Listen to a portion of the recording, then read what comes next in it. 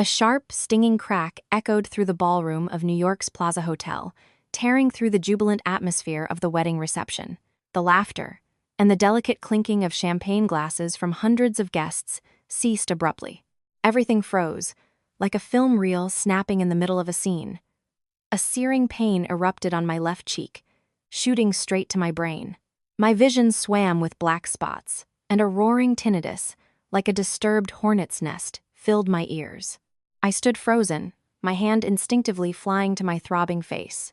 Before me, the meticulously manicured hand of Eleanor Vance, the woman I was seconds away from calling my mother-in-law, still hung in the air, its elaborate, diamond-encrusted acrylic nails glinting under the crystal chandeliers.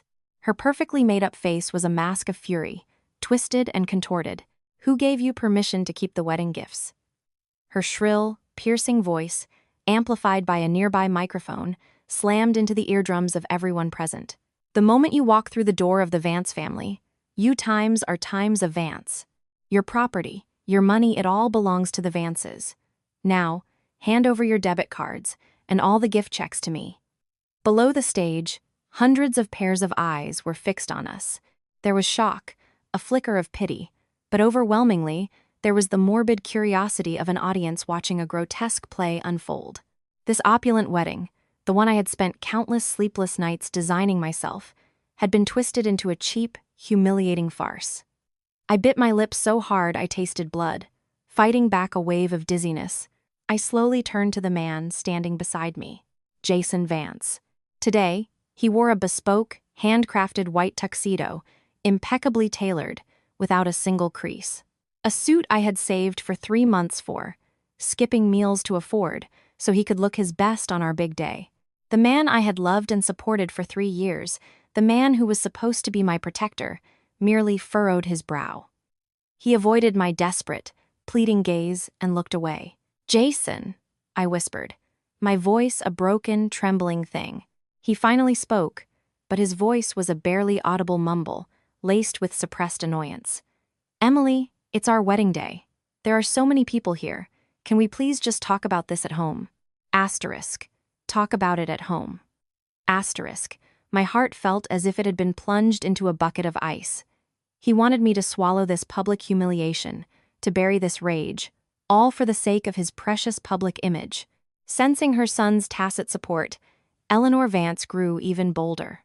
She lunged forward, violently yanking the red silk pouch, filled with gift envelopes and checks from our guests, that I was clutching in my hand. "His father died young. I raised Jason on my own, slaved away to put him through his master's program so he could bring honor to this family. And now that he's successful, you think some gold-digging fox like you can just waltz in and reap the rewards. Give it to me." Her sharp nails dug into the back of my hand, drawing blood. I took a deep, shuddering breath, trying to keep my voice steady. "Mrs. Vance, a large portion of these gifts are from my colleagues, my friends, and my business partners. Logically speaking." Logically speaking. What logic? She shrieked, cutting me off. Her arm swung up again, ready to deliver a second slap. But this time, I wasn't the fool who would stand there and take it. I took a half step back, dodging the blow. Her hand sliced through empty air, causing her to stumble off balance. The rage on her face intensified, curdling into the fury of public embarrassment. "Jason, look at her! Look at the kind of wife you've brought into this family. We're not even married, and she's already talking back, already dodging her mother-in-law. She's a rebel, utterly rebellious." Jason finally looked genuinely panicked. He stepped forward and grabbed my arm, his grip so tight it sent a fresh jolt of pain through me. He hissed through clenched teeth, "Emily, can you please stop making a scene? Mom's getting older, just let her have her way for now. What's the big deal? Just give her the money to hold on to. If we need it later, we can just ask for it back. It's not like it's going to disappear." My eyes widened as I stared at the man before me, a chilling sense of alienation washing over me. Was this the man I had loved for 3 years? I paid for half of his MBA tuition by working 2 jobs, day and night. His monthly living expenses, the suits he wore to job interviews, even the expensive gifts he bought for his relatives during the holidays, it all came out of my pocket. And now, at our own wedding, His mother was humiliating me in front of hundreds of people, and he chose to side with her, demanding I bow my head in submission. No, I heard my own voice say, strangely calm and cold. These gifts represent the goodwill of my friends and family. I will keep them myself. A wave of murmurs rippled through the ballroom. I glanced down at the head table. My mother's face was ashen, her eyes red and brimming with unshed tears. My 3 older brothers, Ethan, Noah, and Liam, had all shot to their feet, veins popping on their foreheads, but my father had placed a restraining hand on their arms. His gaze, however, was as sharp as a razor, fixed on the stage. Eleanor Vance clearly hadn't expected such open defiance. She was stunned for a few seconds. Then she began to shriek, stomping her feet on the wooden stage like a child having a hysterical tantrum. This is it. The wedding is off. Jason, you tell her. Is this wedding happening or not? Hundreds of eyes swiveled back to Jason. Beads of cold sweat broke out on his forehead.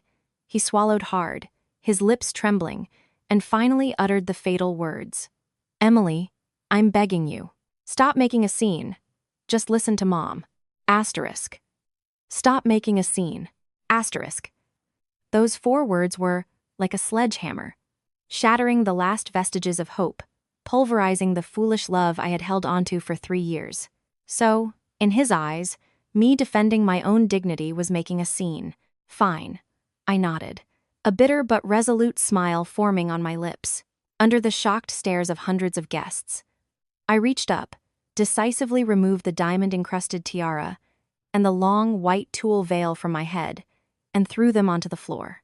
Then this wedding is off. The entire hall erupted in a collective gasp. The murmurs exploded into a roar, like a dam breaking. Eleanor Vance was horrified. She had probably intended this as a preemptive strike, a way to establish dominance over me before I officially became her daughter-in-law. She never imagined I would actually call her bluff. Jason's face went white as a sheet. He lunged for my wrist, his voice trembling. Emily, don't be impulsive. Think of all our guests, our families. Let go of me. My voice was ice. He held on tight. Just then, a towering figure charged onto the stage. It was my eldest brother, Ethan. He swung his arm, shoving Jason several feet away. Are you deaf? Didn't you hear my sister tell you to let her go? Ethan's voice boomed like thunder. Immediately, my second brother, Noah, and my third, Liam, strode onto the stage as well. The 3 towering men of the Carter family stood shoulder to shoulder, forming an unbreachable wall between me and the Vances. My father slowly rose, supporting my trembling mother, and walked step by step onto the stage. My mother's eyes were red, but she bit her lip, refusing to cry in front of these wretched people. Mrs. Vance, my father's voice wasn't loud, but it carried the undeniable authority of a patriarch. The Carter family is marrying off a daughter to be a wife, not selling her into servitude. For what happened here today, the Vance family owes us an explanation. Seeing the tables had turned, Eleanor Vance's demeanor shifted instantly. She forced a strained smile and waved her hands dismissively. Oh, Mr. Carter, it's all a misunderstanding. I was just teaching the girl a few of our family rules.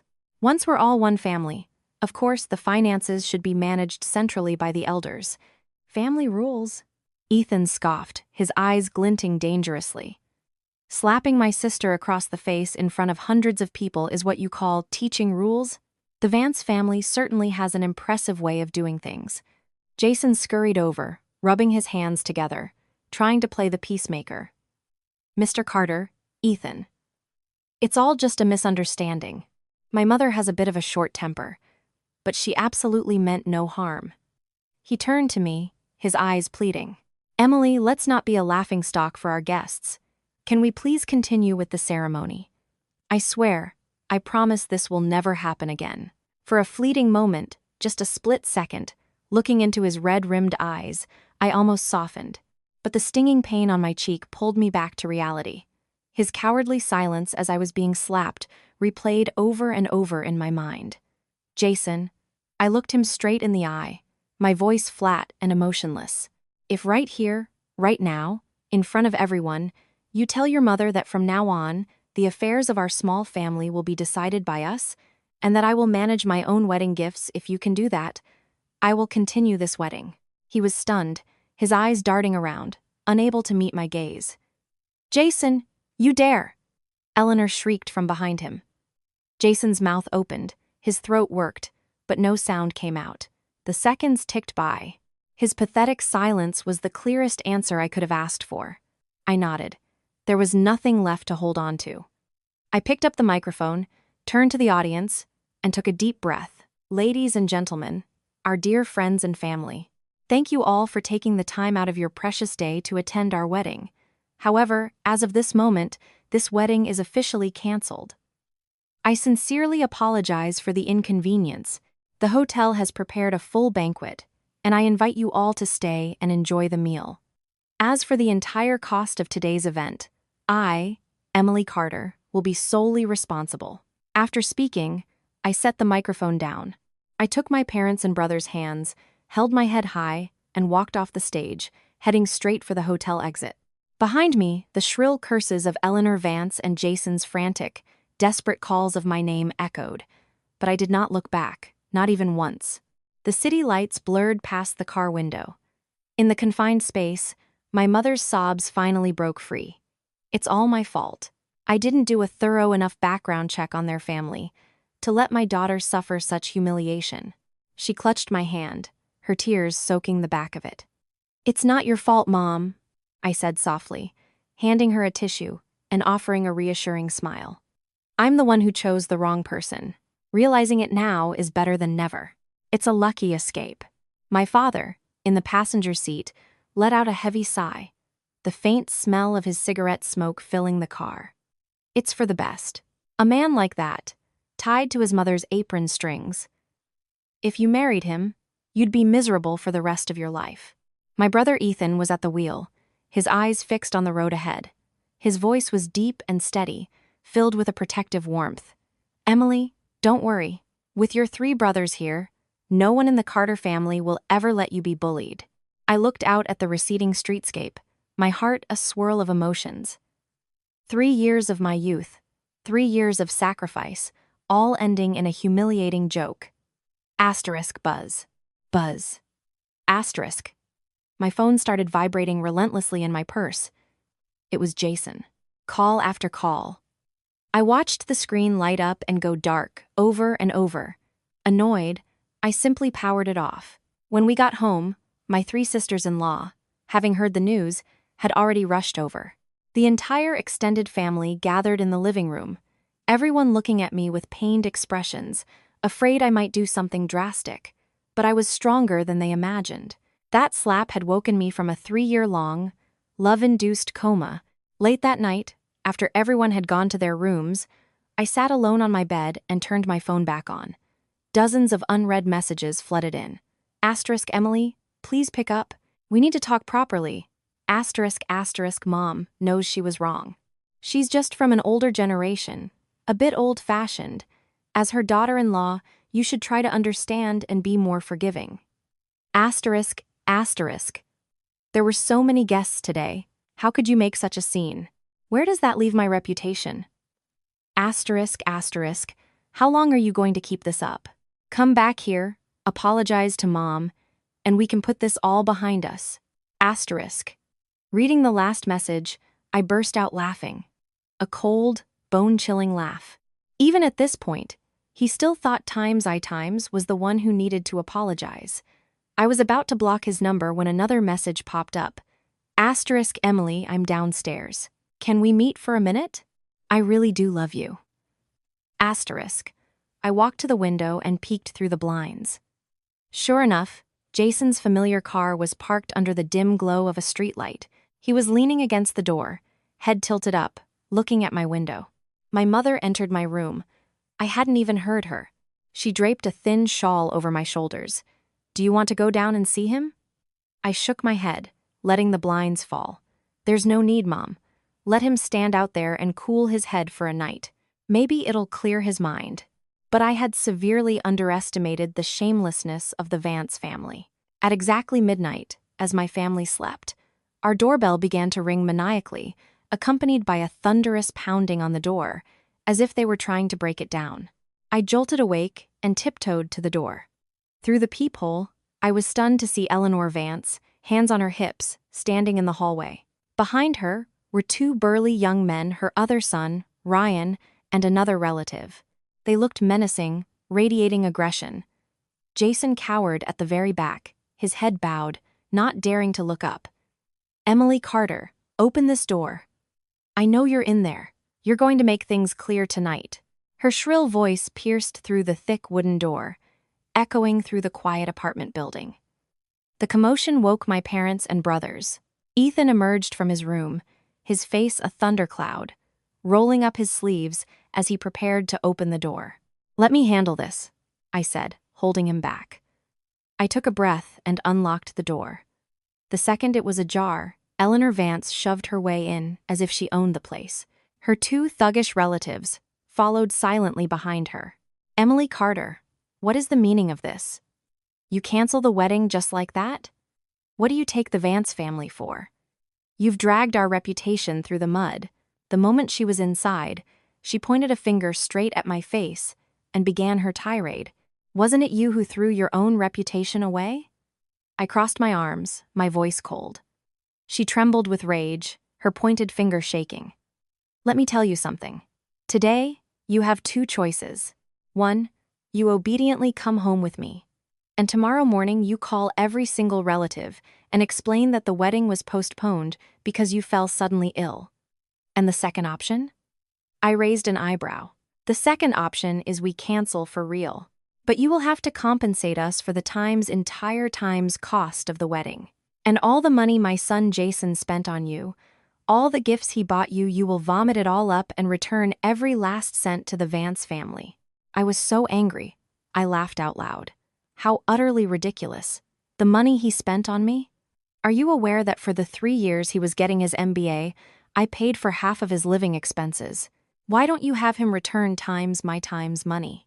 Eleanor Vance froze, clearly unaware of this. She shot a glare at Jason, but immediately turned back to me, determined to argue. "That was you being a volunteer. I'm talking about the debt you owe the Vance family." "I don't owe your family a single thing," I said, pointing to the door and issuing an eviction order. "Please leave my house. Immediately." "In your dreams," she sneered, giving a subtle nod. Instantly, Ryan and the other relative lunged forward. One grabbed my left arm, the other my right, twisting them painfully behind my back. "What do you think you're doing?" My father and 3 brothers roared, surging forward. "Mr. Carter, we are disciplining our daughter-in-law. This is a family matter. Outsiders shouldn't interfere," Eleanor said, spreading her arms to block my father, her tone utterly arrogant. "If she doesn't come with me today, I'll have to teach her what filial piety means. Let go of my daughter." My mother cried, rushing forward to pry their hands off me, but Eleanor shoved her hard, sending her stumbling. Only then did Jason dare to speak.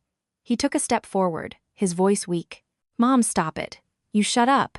She whirled around and snapped at her son. "It's all your fault for spoiling her rotten." I was held fast by the 2 strong men, unable to move. Eleanor Vance strode up to me, her eyes filled with malice, and slowly raised her hand. "You dare touch a single hair on my sister's head." Ethan's voice boomed like a thunderclap. He had already grabbed a nearby wooden stool, perhaps intimidated by the sheer size of my 3 brothers. Eleanor's raised hand suddenly changed direction. Instead of slapping me, she lunged for the delicate gold chain around my neck, the engagement gift Jason had given me. Asterisk snap, asterisk. The chain broke, leaving a stinging red line on my skin. She clutched the broken necklace in her fist, hissing through her teeth. "You little brat. I'll give you 3 days to think it over. Either you come to my house, get on your knees, and beg for forgiveness, or you get your money ready for compensation. Let's go." With that, she gestured to her sons, and they swaggered out the door. Jason paused, looking at me for a second with a complex expression, but in the end, he turned and followed his mother like the coward he was. The door slammed shut. My mother threw her arms around me, sobbing uncontrollably. My father slumped onto the sofa, his hands trembling as he lit a cigarette, taking long, deep drags. My 3 brothers stood with their fists clenched, veins bulging. "We have to call the police. Those bastards broke into our house and robbed us." My brother Noah couldn't take it anymore, pulling out his phone. "It won't work, Noah." I shook my head, my hand touching the bleeding scratch on my neck. "This will be classified as a domestic or romantic dispute.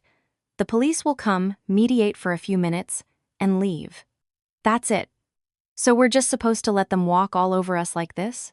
Liam, my third brother, punched the wall in frustration.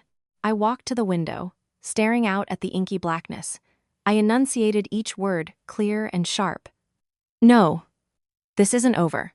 As of today, the Emily Carter, who would suffer in silence for love, is dead. Jason Vance, Eleanor Vance, you will pay the highest price for what you've done tonight." After the Vances left, a suffocating silence fell over the apartment. My mother was still clinging to me, sobbing quietly. My father chain-smoked, filling the room with a hazy fog. My three brothers paced the living room like caged animals, restless and furious. "I don't care, I'm still calling the police," Noah insisted, raising his phone again, his fingers trembling with rage. I took a deep breath and gently pushed his hand down. "Noah, wait. Wait for what?" "They bullied us right to our doorstep," Liam growled. Ethan, the calmest of the three, had a fire burning deep in his eyes. He looked at me and asked in a low voice, "Emily, what's your plan?" Seeing the concern and worry in my family's eyes, a wave of warmth spread through my chest. It was a blessing. I may have lost a terrible man, but I still had them as my rock. "Calling the police now will, at best, result in mediation," I explained, laying out my analysis. I was the one who publicly canceled the wedding. To outsiders, I'm the unreasonable daughter-in-law. If the police show up, that woman will just put on a show, crying about how hard she worked to raise her son and how she's being bullied by her ungrateful daughter-in-law. We won't have the upper hand. My mother wiped her tears, asking anxiously, "Then what do we do? Just swallow this anger?" "Of course not." I shook my head, walking over to the large mirror in the living room. The red swelling on my cheek had subsided, but the 5 distinct finger marks from Eleanor Vance were still visible. The scratch on my neck was still oozing blood.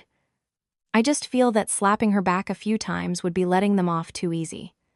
My father stubbed out his cigarette, his voice firm. "Emily, whatever you want to do, your mother, your brothers, and I will support you completely." I turned to face them. "First, I need to get back everything that belongs to me. Not just that necklace, but every single dollar I spent on Jason Vance over the past 3 years." "Did you keep records?"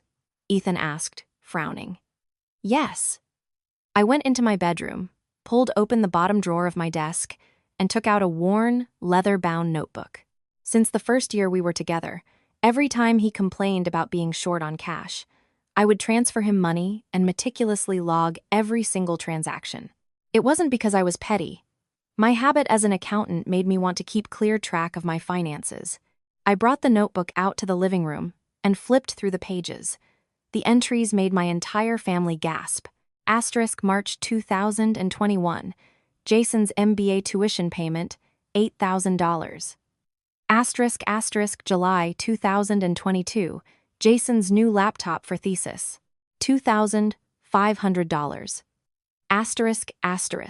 February 2023. Eleanor Vance's hospital bill, $1,500. October 2023. Jason's travel for job interviews, $1,000. After 3 years, the total came to over $15,000. And that didn't even include the small, miscellaneous expenses for dates, movies, and holiday gifts. My mother looked at the final sum, her heart aching as tears welled up again. "Oh, my sweet girl, how could you be so foolish? All that money you earned from working late nights and weekends. When we were in love, I thought we would become family. So what was the point of keeping score?" I said with a bitter, self-deprecating laugh. Thinking back now, I was so naive. "We are getting every last cent of this money back," my father declared, slamming his hand on the table. "I will," I said, closing the notebook, my gaze hardening. "But right now, there's something more urgent and dangerous we need to deal with immediately." "What is it?" my 3 brothers asked in unison. "His phone," I explained. "Last month, Jason claimed he lost his phone. He asked me to use my social security number and driver's license to open a new line for him. At the time, I thought, we're about to get married. Whose ID we use doesn't matter, so I agreed. Ethan, always the sharpest, immediately understood. He used your SSN to get a new phone line. You suspect he used that number for something shady? I nodded grimly, pulling out my own phone and showing them my call history. For the past few days, a strange number has been calling me repeatedly. Whenever I answer, they hang up. I looked the number up online. I swallowed hard. It belongs to a debt collection agency. The room fell silent, so quiet you could hear the ticking of the clock. I suspect Jason used my social security number and the phone registered in my name to take out loans from predatory online lenders' payday loans. I voiced the suspicion that made my own skin crawl. Otherwise, there's no reason for debt collectors to have my personal number and be calling me. That son of a bitch, Liam swore, kicking over a stool. This is just a suspicion. I need to confirm it right away, I said, trying to keep my voice calm. If it's true, this is extremely serious. The interest compounds daily. If we don't handle it quickly, it will destroy my credit score, and I could even face legal trouble. We'll go to the phone company first thing in the morning, my father decided. No, we're going now.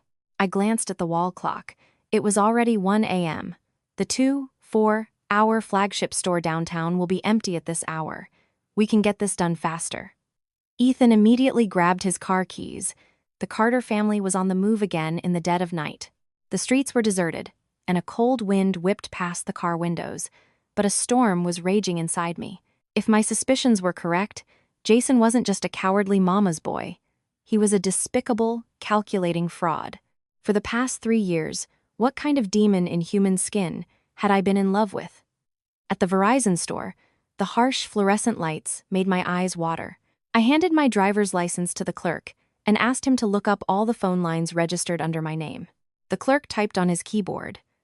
A moment later, his expression changed slightly. Ma'am, according to our system, there are a total of 3 times active lines registered under your name. 3?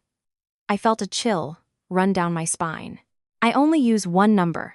One is the number you're currently using. The other 2 were just registered last month. The system shows that the primary account holder came into the store with a valid ID to process the transaction. A cold dread washed over me. Can I see the security footage from when they were registered? I'm very sorry, ma'am. We can only release security footage with a formal request from law enforcement, the clerk replied apologetically. Then can you at least tell me where these 2 lines were registered? One was at this very location. The other was at our branch on Central Avenue. Hearing that, a memory flashed in my mind. Last month, when Jason lost his phone, I had come with him to This Times store to get a new SIM. While he was filling out the paperwork, I sat in the waiting area. Afterwards, he complained the network was spotty and said he wanted to go to the Central Avenue branch to get a secondary SIM. It all made sense now. He had planned this from the start, deliberately using my ID to open 2 new lines. One he used for himself, and God only knows what he used the other one for. Can you look up the call history and data usage for those other 2 lines? I asked, clinging to a last shred of hope. I'm sorry, ma'am. To access that information, we need the account password for each line. Defeated, I thanked him and walked out of the store, my steps unsteady as if I were drunk. What do we do now, honey? My mother asked worriedly, taking my arm. We go to the Central Avenue branch. See if we can get the footage there, I said, gritting my teeth. Ethan shook his head.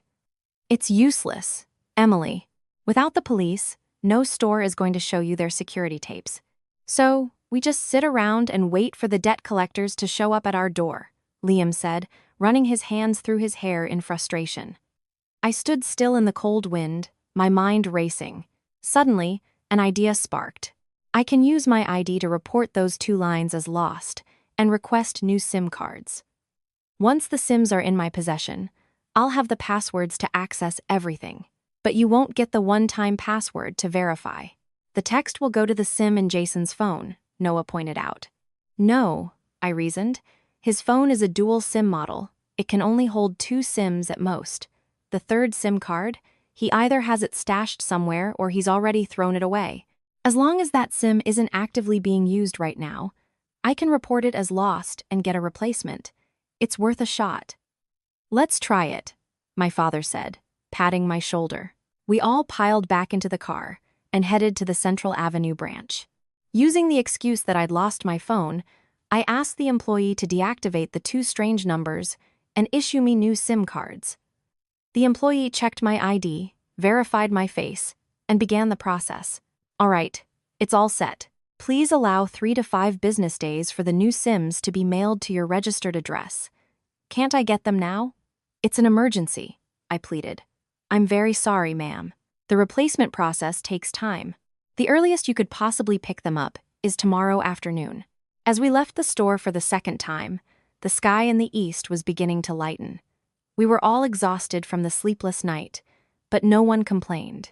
On the way home, my mother squeezed my hand, her voice trembling. Emily, if Jason really did use your identity to take out high-interest loans, what are you going to do? I stared out the window as the city slowly woke up. The first rays of sunlight touched the tops of the skyscrapers. I gritted my teeth, each word cold and sharp. Then I will make him, and his entire wretched family, pay the highest price. I forced myself to get 2 hours of sleep. At 8 a.m. sharp, my phone rang, waking me. The screen displayed Jason's name. I took a deep breath, swiped to answer, but said nothing. Emily, you finally answered. His voice was hoarse and tired. It sounded like he'd been up all night too. Can we please talk this over like adults? Talk about what? I replied coldly. About yesterday. I admit, I was partly in the wrong. I apologize on my mother's behalf, but you need to look at yourself, too. Canceling the wedding in the middle of everything. What do you think our families and friends are saying about us now? What about my reputation? I had to laugh. He was truly beyond saving. Jason, even now, you still think this is all my fault.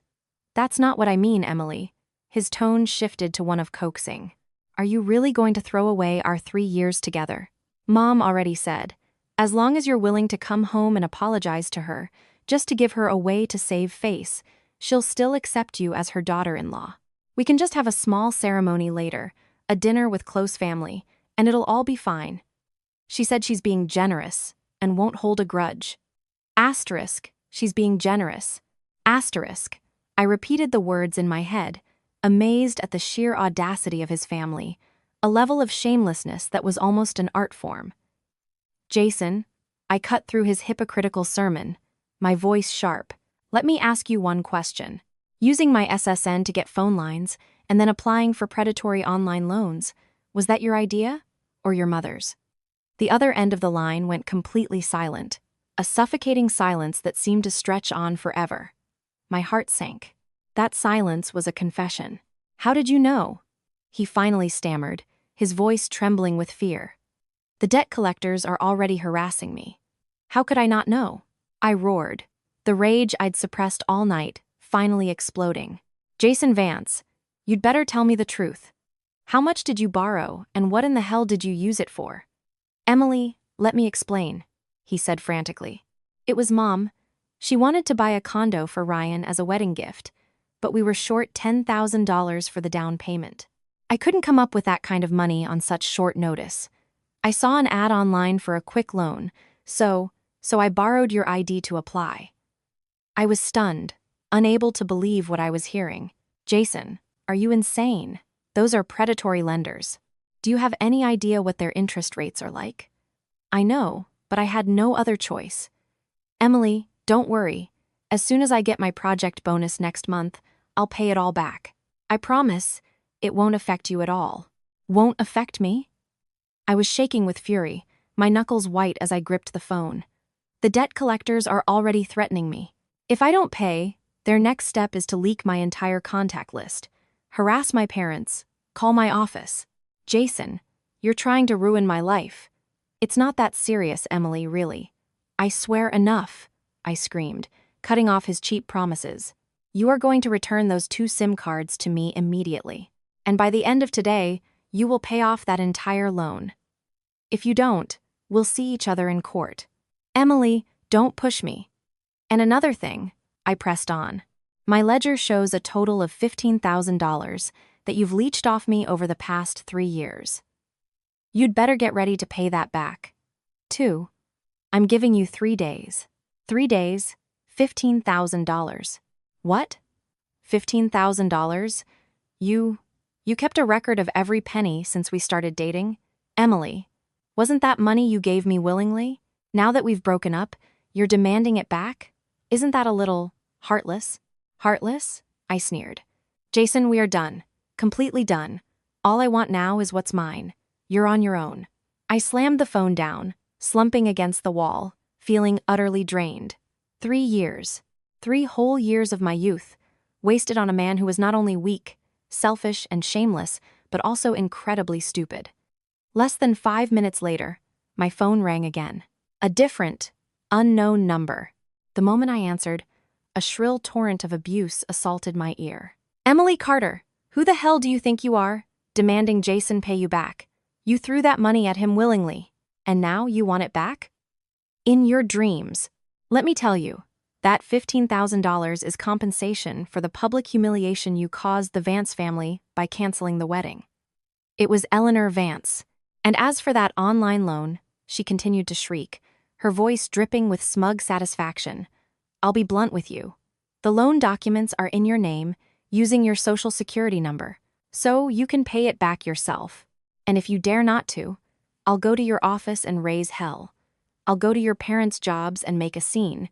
Let's see who loses face then, who won't be able to show their face in public. I calmly held the phone away from my ear to muffle the noise. When she finally ran out of breath, I replied with a single, cold sentence. Go ahead and try. Then I hung up and blocked the number. I walked into the living room. My whole family was waiting, their faces tense. They had clearly heard the entire phone call. The Vances' shamelessness was beyond the comprehension of decent people like my parents. Noah was so angry his face turned purple, and he slammed his fist on the table. Ethan remained calm, but his voice had dropped several degrees. The most urgent thing now is to get our hands on solid evidence. Emily, this afternoon, you go get those SIM cards. Noah and I will find a lawyer who specializes in economic disputes and get a consultation on how to handle this case. And I'll ask some friends in finance and banking to investigate that predatory lending company, see who they are and how they operate, Liam added. My father nodded in agreement. That's the plan.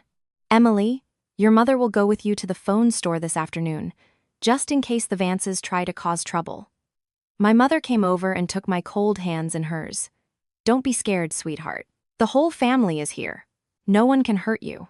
Looking at the firm, loving eyes of my family, a surge of strength filled my chest. Jason Vance, Eleanor Vance, you think I'm still the same naive Emily Carter you can push around. The game has just begun. At 2 p.m. that afternoon, I held the newly issued SIM cards in my hand. The atmosphere at home was as tense as a drawn bowstring. My parents and 3 brothers stood around the glass coffee table, holding their breath. I took a deep breath, inserted one of the SIMs into my phone, and restarted it. Asterisk ping. Ping. Ping, ping, ping. Asterisk. The moment the signal bars appeared, my phone began vibrating violently, as if having a seizure. Dozens of text messages and app notifications poured in. The constant, shrill sound of alerts was enough to make one's hair stand on end. I unlocked the screen. The first thing I saw were messages in bold, red letters, reeking of threats. Asterisk, Miss Emily Carter, your loan with our company is 3 days past due. Immediate payment is required, or we will take severe measures. Asterisk, asterisk, Miss Carter, late fees have been applied to your debt. Your current outstanding balance is $10,532. Payment is required by the end of today. Asterisk, asterisk, final notice. If payment is not received in our account by 5 p.m. today, we will begin contacting every person in your phone's contact list, including your family, friends, and employer. Don't blame us for being ruthless. Asterisk $10,000. Over $10,500. The hand holding my phone trembled not from fear, but from pure, unadulterated rage. My mother, standing beside me, saw the number and gasped, covering her mouth. Emily, are you okay? I'm fine. I forced a twisted smile. It's less than I expected. I thought their greed would have led them to borrow more. Less? That's over $10,000, my mother cried, her eyes welling up again. This is a predatory loan, sweetheart. The interest compounds. If this continues, we'll be ruined. Which is why we have to end this, right now. I opened my call log, found the number of the person who had just sent the threat, and decisively hit the call button. The other end picked up almost instantly. A gruff, vulgar male voice, sounding like a B-movie thug, barked into the phone. Hello, Emily Carter? So, you got the money ready? I am not the one who took out the loan, I replied, my voice as calm and still as a frozen lake, without a hint of a tremor. The social security number on the application is mine, but I was not the one who executed the loan. My identity was stolen, and I have already filed a police report. The authorities are investigating. The man on the other end was clearly taken aback for a second, but he quickly recovered with a derisive snort. Yeah, save the drama. Every deadbeat gives us the same sob story. Let me tell you, little lady, if I don't see the money by 5 p.m., I'm blowing up your contact list. Your whole office is going to know you're a deadbeat. Go ahead and call them, I said, my voice growing sharper, more defiant. But let me give you a heads up. Illegally using someone's personal information for financial activities is a federal crime. I've already consulted with a lawyer and filed a report. If you continue to harass me, I swear I will sue your entire company into the ground. You threatening me, you little bitch? The debt collector roared. Is it a threat? Try me and find out, I smirked. But here's a piece of friendly advice. Go find the person who actually took your money. His name is Jason Vance. He used my social security number to get the loan, but the money was deposited into Times' account. Here's his phone number. I clearly recited Jason's number. He and his mother, Eleanor Vance, are the ones who owe you. If you're capable enough to get the money from them, that's your business. But if you keep coming after me, I guarantee you won't see a single cent, and you'll bring a world of trouble upon yourselves. With that, I hung up. My mother stood there, jaw agape, staring at me as if I were a stranger. Emily, how? How could you be so calm? Because getting angry and crying won't solve anything, Mom, I said with a bitter laugh, my eyes stinging. You know the most tragic part? Being with Jason Vance for 3 years taught me how to endure, how to compromise, how to read people's expressions to survive. Now, those miserable skills are finally proving useful. It's just that the price I paid to learn them was far too high. The phone rang again. This time, it was Jason. His voice was frantic, and he was panting as if he'd been running. Emily, the finance company just called me. How could you give them my number? And why shouldn't I? So they can keep harassing me instead. I shot back coldly. Jason Vance, I'm giving you one last chance. Before 5 p.m. today, you will pay back that $10,000 in full, and you will have my social security information removed from that trashy loan app. If you don't, I won't just sue you for identity theft. I'll expose your manipulative, fraudulent mother to the world. Emily, you can't be so heartless. My mom, What happens to your mother is no longer my concern, I screamed, cutting off his pathetic pleas. Before 5 p.m., I want to see a payment confirmation. Otherwise, prepare to be served. I threw the phone onto the sofa, feeling as if all my strength had been drained away. But mixed with the exhaustion was a strange sense of exhilaration. After 3 years of silent suffering, I had finally learned how to say no. No to Jason Vance, no to his monstrous mother-in-law, and no to injustice. At 4:50 p.m., my phone screen lit up. Jason had sent a screenshot. The loan had been successfully paid off. It was followed by a weak, pleading text message. Emily, the money's paid. Can we please meet for a minute? I'm really, really sorry. I stared at the message, a muscle in my cheek twitching. Sorry? No, he wasn't sorry. He was just scared. Did he pay, honey? My mother tiptoed over to ask. He paid. Mom, I showed her the screen. She let out a sigh of relief, clutching her chest. What about the $15,000 he owes you from the last 3 years? Did he say anything about that? Not yet. I shook my head, my eyes hardening. But he will. I have plenty of ways to make him cough it up. Just then, Ethan and Noah walked in, accompanied by a middle-aged man in a sharp suit and gold-rimmed glasses, who carried himself with an air of confidence. Emily, this is Mr. Davis, Ethan introduced him. He's an expert in economic dispute cases. After I laid out the entire situation, Mr. Davis adjusted his glasses and got straight to the point. First, the fact that the predatory loan has been paid is good news. However, Jason Vance's act of using your SSN to secure a loan constitutes a federal crime. You have every right to press criminal charges. Second, regarding the $15,000, although you don't have a formal loan agreement, your detailed ledger, combined with bank transfer records, holds significant legal weight as evidence in court. If he refuses to pay, we will sue. Third, the incident at the wedding. While the slap itself may not be enough to constitute felony assault, it is irrefutable proof that the relationship had broken down, which strengthens your position in any financial claims. I listened intently, my mind organizing the facts. Mr. Davis, if I want to make him pay the highest, most painful price, what should I do? Mr. Davis smiled, a knowing, strategic smile. You mean beyond just getting your money back? That's right, I said, enunciating each word. I want him, and Eleanor Vance, and everyone who trampled on my dignity to understand that there is a price to pay for bullying others. We discussed our strategy for over an hour. By the time I saw Mr. Davis to the door, my mind was clearer and colder than it had ever been. That evening, I sent Jason a single text. Asterisk, 10 a.m. tomorrow. The old place. Let's settle this for good. Asterisk. He replied instantly, as if afraid I'd change my mind. Asterisk. Okay, Emily. I'll be there. We'll talk properly. I'll make it up to you. Asterisk. Make it up to me? With what? His pathetic life? The only thing I wanted was justice. Late that night, my mother tiptoed into my room and sat on the edge of my bed, stroking my hair. Emily, if you have anything on your mind, you can tell me. I'm worried you're bottling it all up.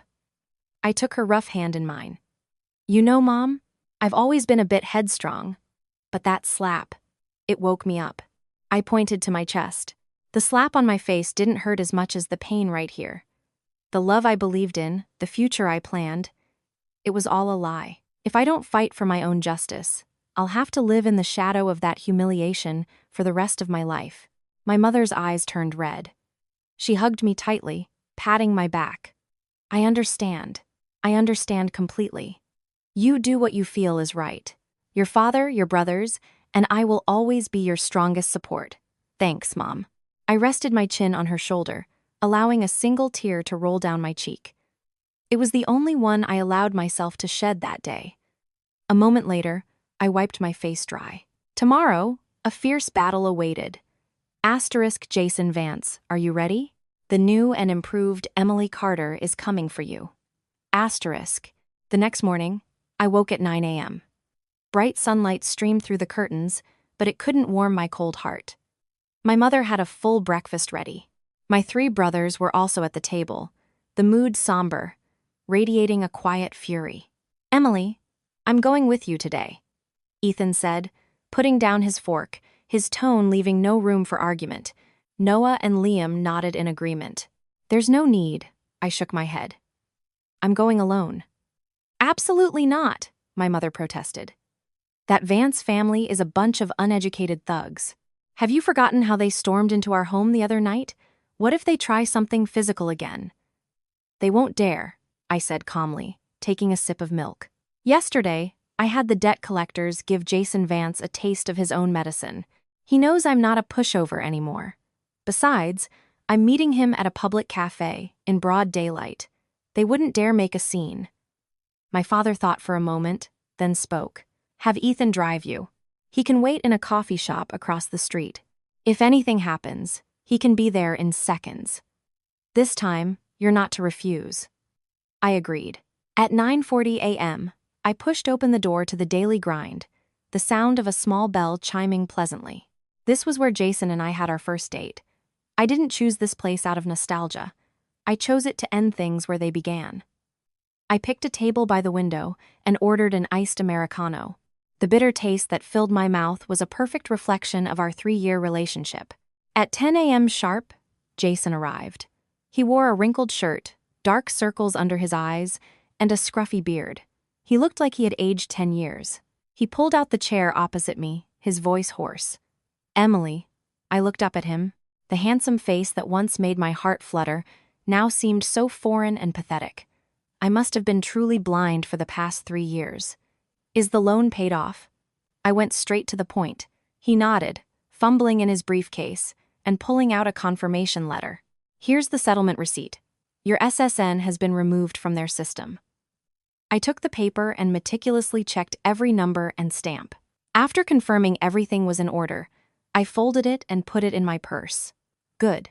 Now, what about my $15,000? I leaned back, crossing my arms and staring at him. Jason's face stiffened. He wrung his hands, his eyes darting around. "Emily, can you give me some time on that? I'm really tight on cash right now." "Tight on cash?" I scoffed, my gaze as sharp as a scalpel. "Tight on cash, yet you had money for your brother's down payment on a new condo?" "Jason, do you take me for a fool?" "No, that's not it. Let me explain." "Explain what?" "Explain how your mother goaded you into using my SSN for a high-interest loan. Or explain how you just stood there like a statue while your mother slapped me at our wedding. Or how for the past 3 years, you treated me like an ATM with no password." My voice wasn't loud, but each word was heavy, landing like a punch. The patrons at the next table started to glance over curiously. Jason's face flushed with shame, but he quickly swallowed his anger and switched to playing the victim. "Emily, let's not be like this. I know I was wrong. I'll change, I promise I will. Let's start over." He leaned forward. "I already talked to Mom, and she knows she was wrong too. If you agree to come back, we'll move out immediately. We won't live with her. I've even looked at apartments near your office to make your commute easier." I almost laughed out loud. Start over? Move out? Was he painting another pretty picture to fool me again? Enough. I tapped my fingers on the glass table, cutting off his pathetic performance. "I'm not here today to listen to your empty promises. $15,000. Paid in full. By the end of today. Otherwise, we'll see each other in court." "Court?" His face went pale. "Emily, do we really have to be so ruthless?" "After 3 years together, the ruthless ones were you and your mother." I leaned forward, my voice low and dangerous. "Jason, I met with my lawyer yesterday. Identity theft for financial gain is a serious felony. With a loan of over $10,000, do you think that's serious enough for prison time?" His jaw dropped, cold sweat pouring down his forehead. You're really going to sue me?" "That depends on your attitude," I said, swirling my coffee. "Pay the money, or go to jail. The choice is yours." Jason was silent for a long time, his head bowed, his hands twisting the hem of his shirt. Finally, as if making a decision, he looked up. "I can pay, but I really can't get it all together right now. Can you give me a month?" "No, 2 weeks." "I can definitely get it in 2 weeks." "No. Not $1 less, not a day late," I said firmly. "You're pushing me to my death," he suddenly shouted, the veins in his neck bulging. "Then go die," I replied coldly. "But make sure you pay me back before you do." He stared at me, his eyes filled with shock and fear, as if he was seeing the real Emily Carter for the first time. Just then, slam, the glass door of the cafe was violently shoved open. Eleanor Vance stormed in, flanked by her 2 other sons, Ryan and the youngest. "Emily Carter, you shameless bitch." She marched straight to our table, her shrill voice echoing throughout the cafe. "You dare threaten my son? You dare to sue him? You try it, and see if I don't tear you to shreds." Every customer in the cafe jumped and turned to stare. Jason shot to his feet in a panic. "Mom, what are you doing here? If I didn't come, this little witch would have you wrapped around her finger." She jabbed a diamond-clad finger at my face, unleashing a torrent of abuse. $15,000. You're that desperate for money, aren't you? Let me tell you, you won't get a single cent. Go ahead and sue. Let's see if any judge in this country sides with you. I slowly stood up. I may have been smaller in stature, but my presence was anything but weak. I looked her straight in the eye and smiled. Mrs. Vance, your son used my social security number to commit loan fraud. The evidence is undeniable. What's wrong with me asking for my own money back? Your money? That was money you willingly gave to my son, she retorted, hands on her hips. What kind of twisted logic is it to demand back money spent during a relationship? Go ask a judge if that makes any sense. We'll see what the judge thinks when we get to court, I said, pulling out my phone. But before we go to court, I think I'll make a few calls to some online news reporters. I've even thought of a headline. Asterisk, MBA, graduate commits identity theft against fiancé for predatory loan. Asterisk, or how about asterisk, mother of the groom slaps bride at Plaza Hotel wedding. Asterisk, don't you think those are catchy? Eleanor Vance's expression changed instantly. You wouldn't dare. Why wouldn't I? I laughed. After all, I'm not the one who will lose face. She was so angry her chest heaved. Suddenly, with a roar, she swung her hand to slap me again.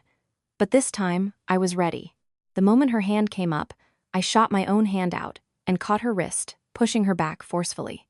She stumbled, crashing into an empty table behind her. Asterisk crash. Asterisk. A coffee cup fell to the floor and shattered, splashing coffee all over her expensive silk dress. Mom! Jason rushed to her side. His two brothers saw what happened and started to roll up their sleeves, ready to jump in. What? You want to start a fight in public? I yelled, pointing up at the ceiling. This place has security cameras.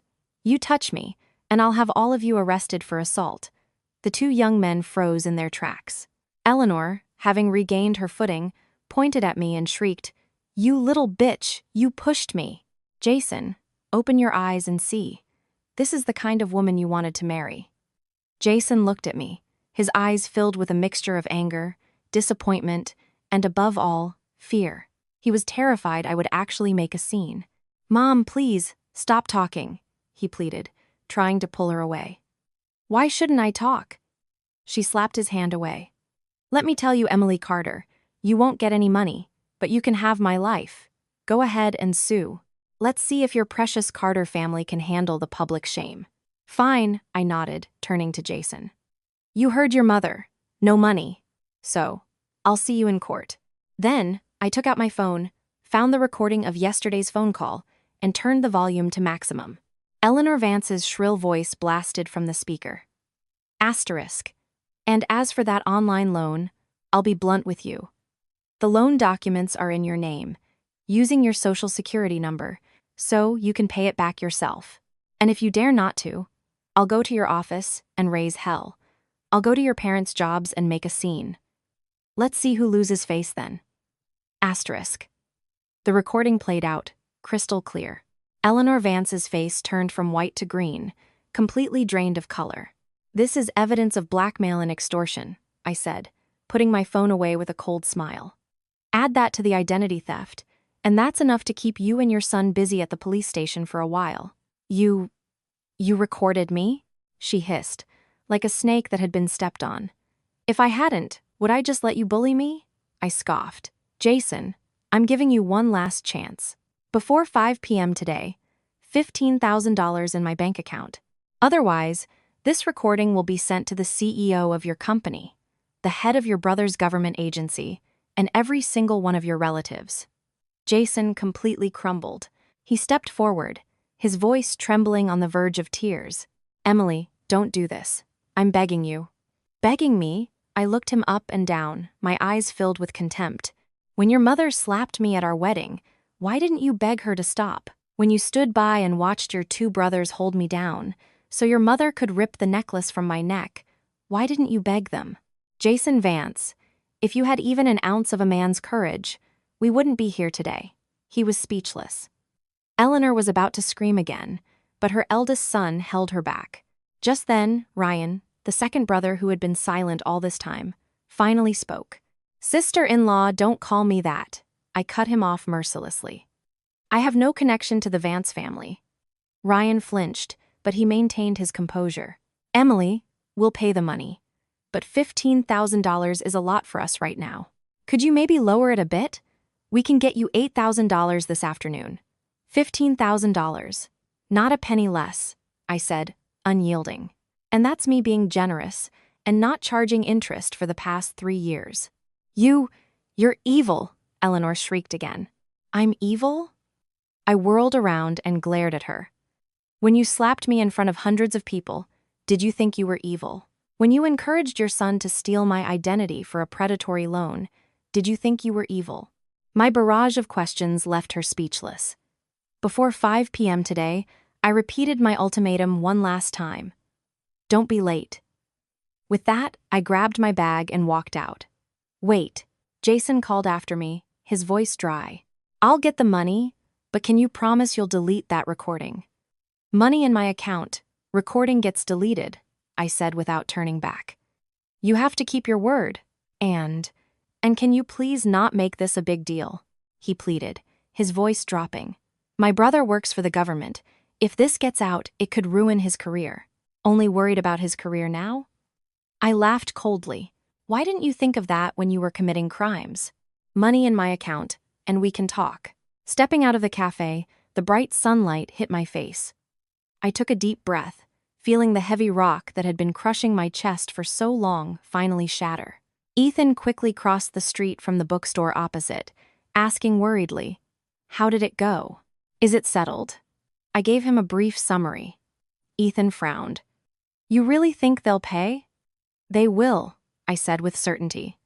"Jason is obsessed with his public image. He would rather die than risk his and his brother's careers." "Good," Ethan sighed in relief.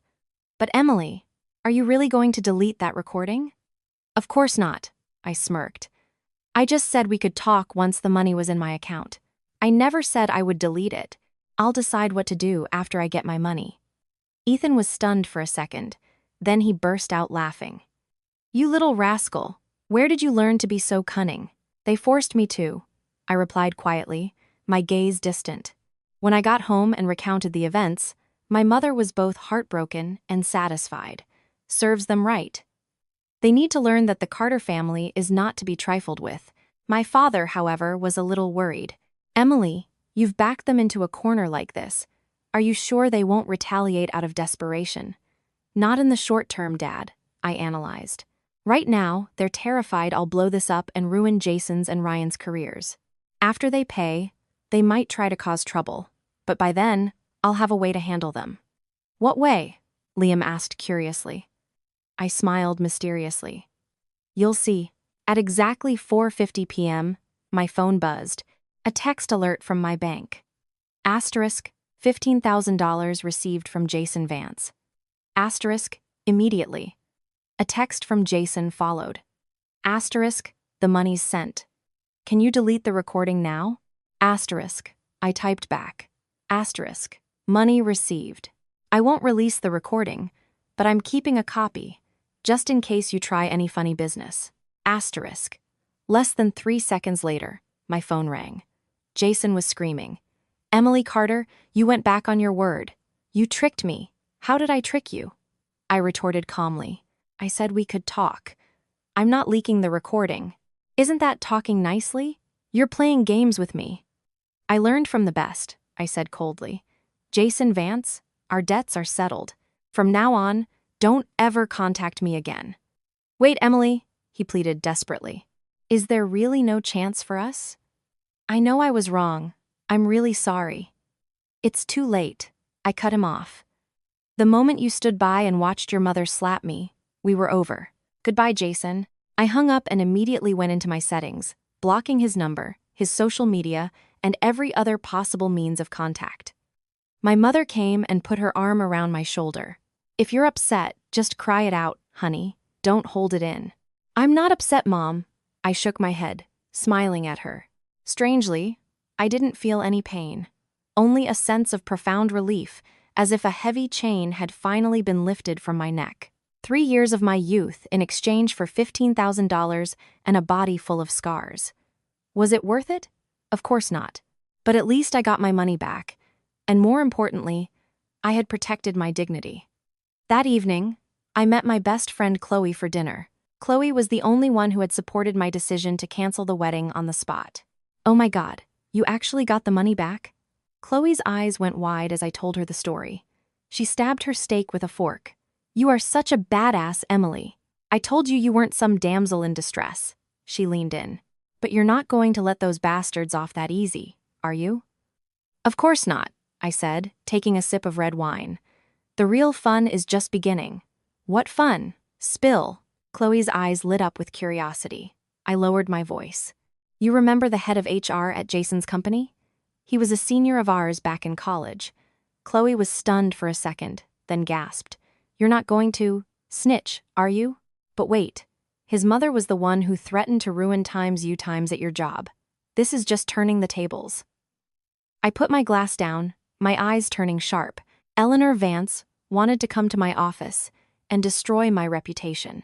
So, I'm just going to give her a taste of what it feels like to have a career destroyed. But isn't that a little cruel? You two were in love once. Chloe hesitated. In love? I gave a humorless laugh. Chloe, a man who truly loves you would never stand by and watch you be humiliated. A man who truly loves you would never steal your social security number to commit fraud. Jason Vance never loved me. He only loved himself and his mother. Chloe was silent for a moment, then nodded firmly. You're right.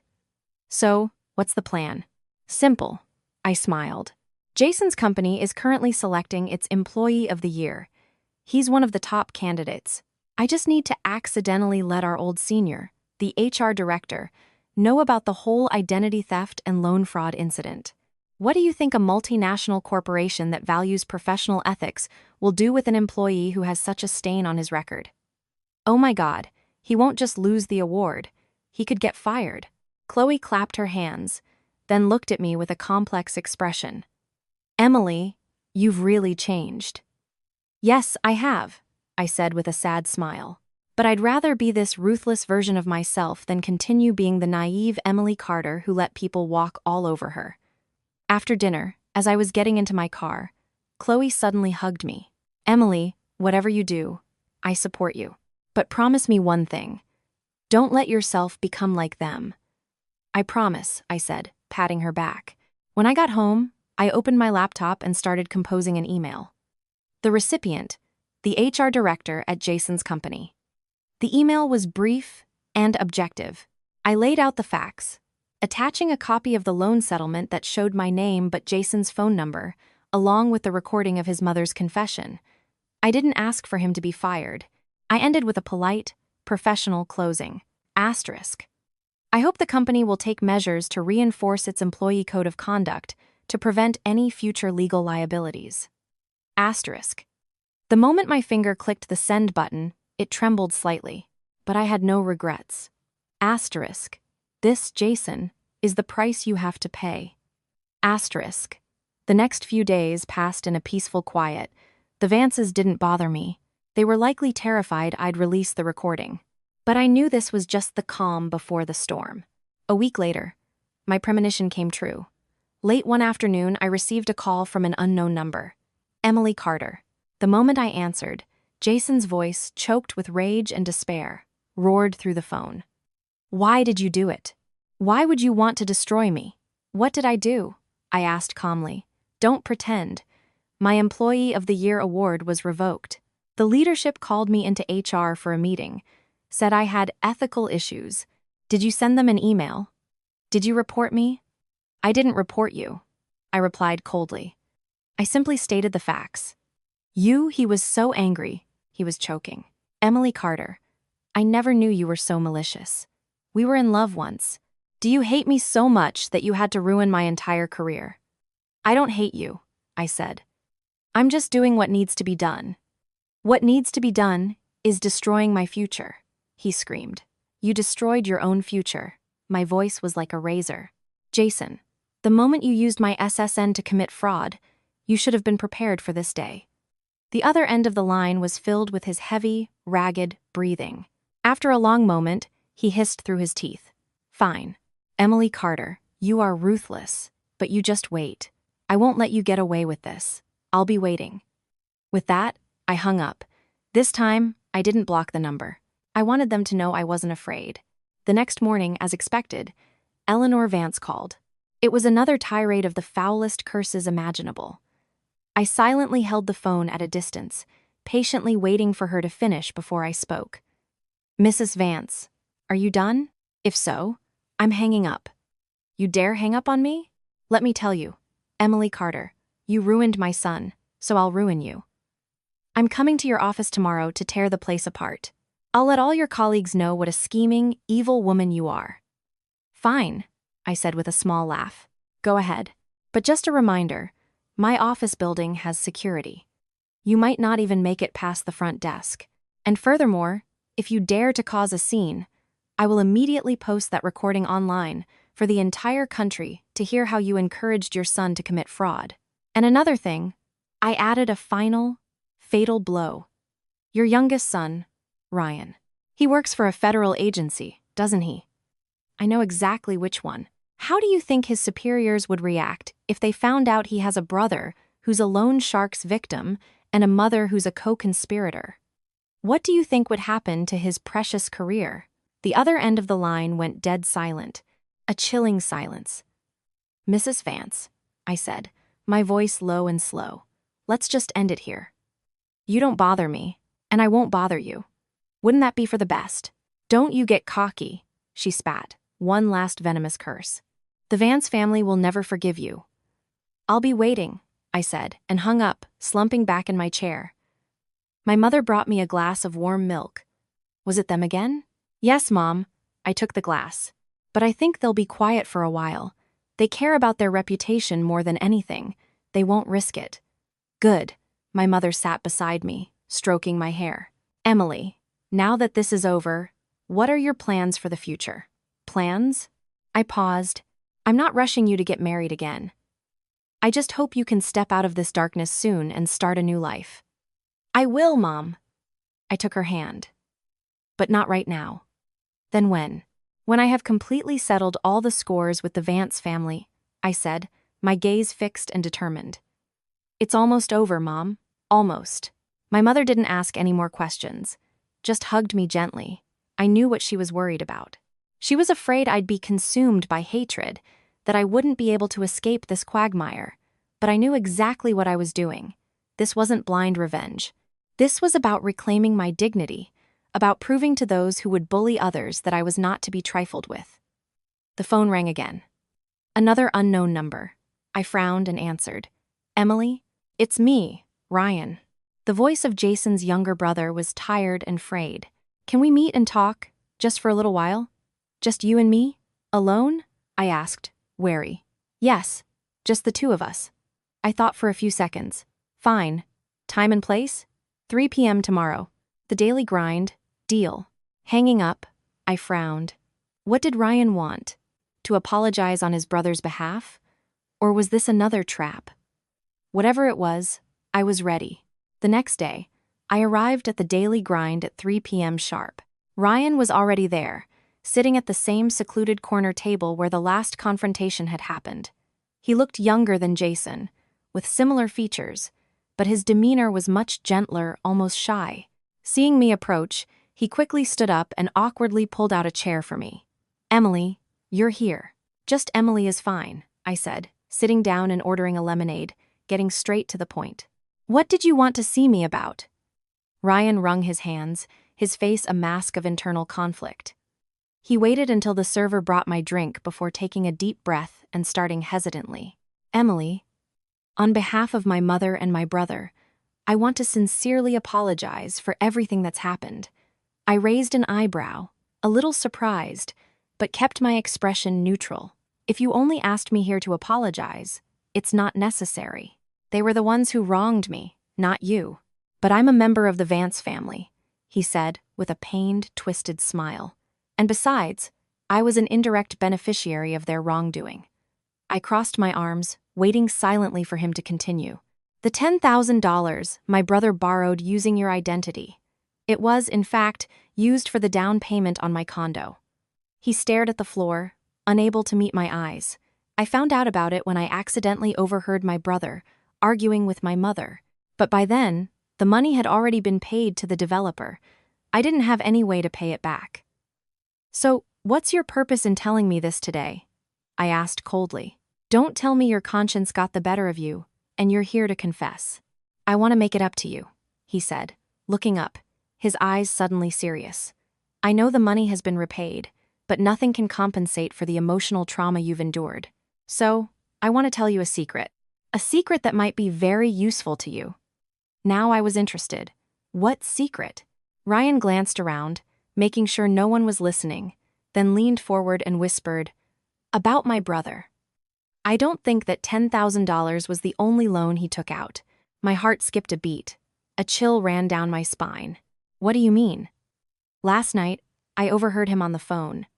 He was talking about another loan being due soon, that he couldn't delay it any longer." Ryan swallowed hard. "I suspect he used your personal information to borrow money from other platforms as well." My hand tightened around my glass. "Do you have proof?" "Not yet," he shook his head. "But I can help you investigate. I work at a bank, and I have some connections who can run a credit check." I narrowed my eyes, studying the young man before me. "Why would you help me? Why would you sell out your own brother and mother? What's in it for you?" Ryan was silent for a long time. The air between us grew thick. Finally, he let out a long sigh, his voice filled with a weariness and suppressed resentment he'd held in for years. "Because I feel guilty. And more importantly, I've had enough." "Enough of what?" "Enough of my mother's insane control. Enough of my brother's cowardly weakness. Enough of this twisted, sick family." His voice began to tremble with emotion. "Emily, you have no idea what it's like for us, living in that house. My father died young, and my mother raised the three of us by herself. She worked hard, and we're grateful. But her need for control is terrifying. It's suffocating. Why does your older brother listen to her so obediently?" I asked. "Because ever since we were kids, if we ever disobeyed her, she would cry, break things, and even threaten to kill herself. Jason, as the eldest, bore the brunt of that pressure. He gradually turned into a soulless puppet. And what about you?" "I chose to run away," he said with a bitter laugh.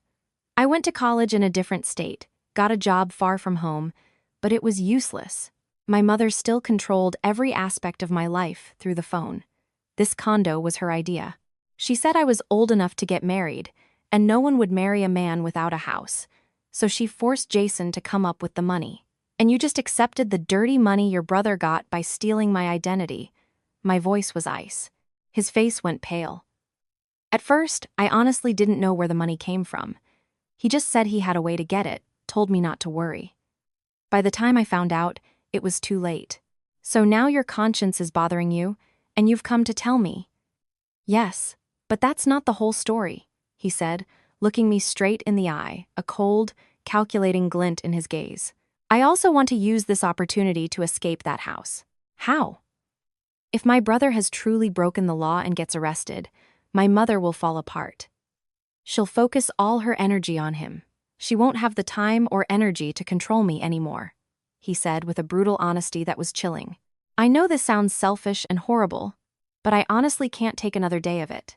I stared at this seemingly gentle young man, suddenly feeling a profound sense of sorrow. How rotted must this family be to produce children who were willing to trample over each other just to survive? "What do you want from me?" I asked bluntly. "You're not helping me for free. 2 conditions." He held up 2 fingers. "First, if this goes to the police, I need you to protect me. Testify that I had no knowledge of or involvement in the fraud. Second, help me find a good lawyer. I want to split the family assets." He lowered his voice. "The old house my father left us, I have a share in it. I've always wanted to move out on my own, but my mother would never allow it. If something happens to the family, she won't be able to manage everything. That will be my only chance." I thought it over. Ryan's plan was clear. Use me as a weapon to get his mother and brother out of the way so he could take his inheritance and start a new life. It was selfish, but it was also practical. "I can agree to that. I tapped my fingers on the table. On one condition. Everything you've told me is the truth. I swear it is, he said, quickly pulling out his phone and playing an audio file. Listen to this. I secretly recorded it last night. I leaned in. The tinny voices of Jason and Eleanor Vance crackled from the speaker. Asterisk Jason. Mom, that other loan is almost due. What are we going to do? I can't get any more money. Asterisk. Eleanor. What are you panicking for? It was taken out using that Carter girl's information anyway. Just let her deal with it. Asterisk.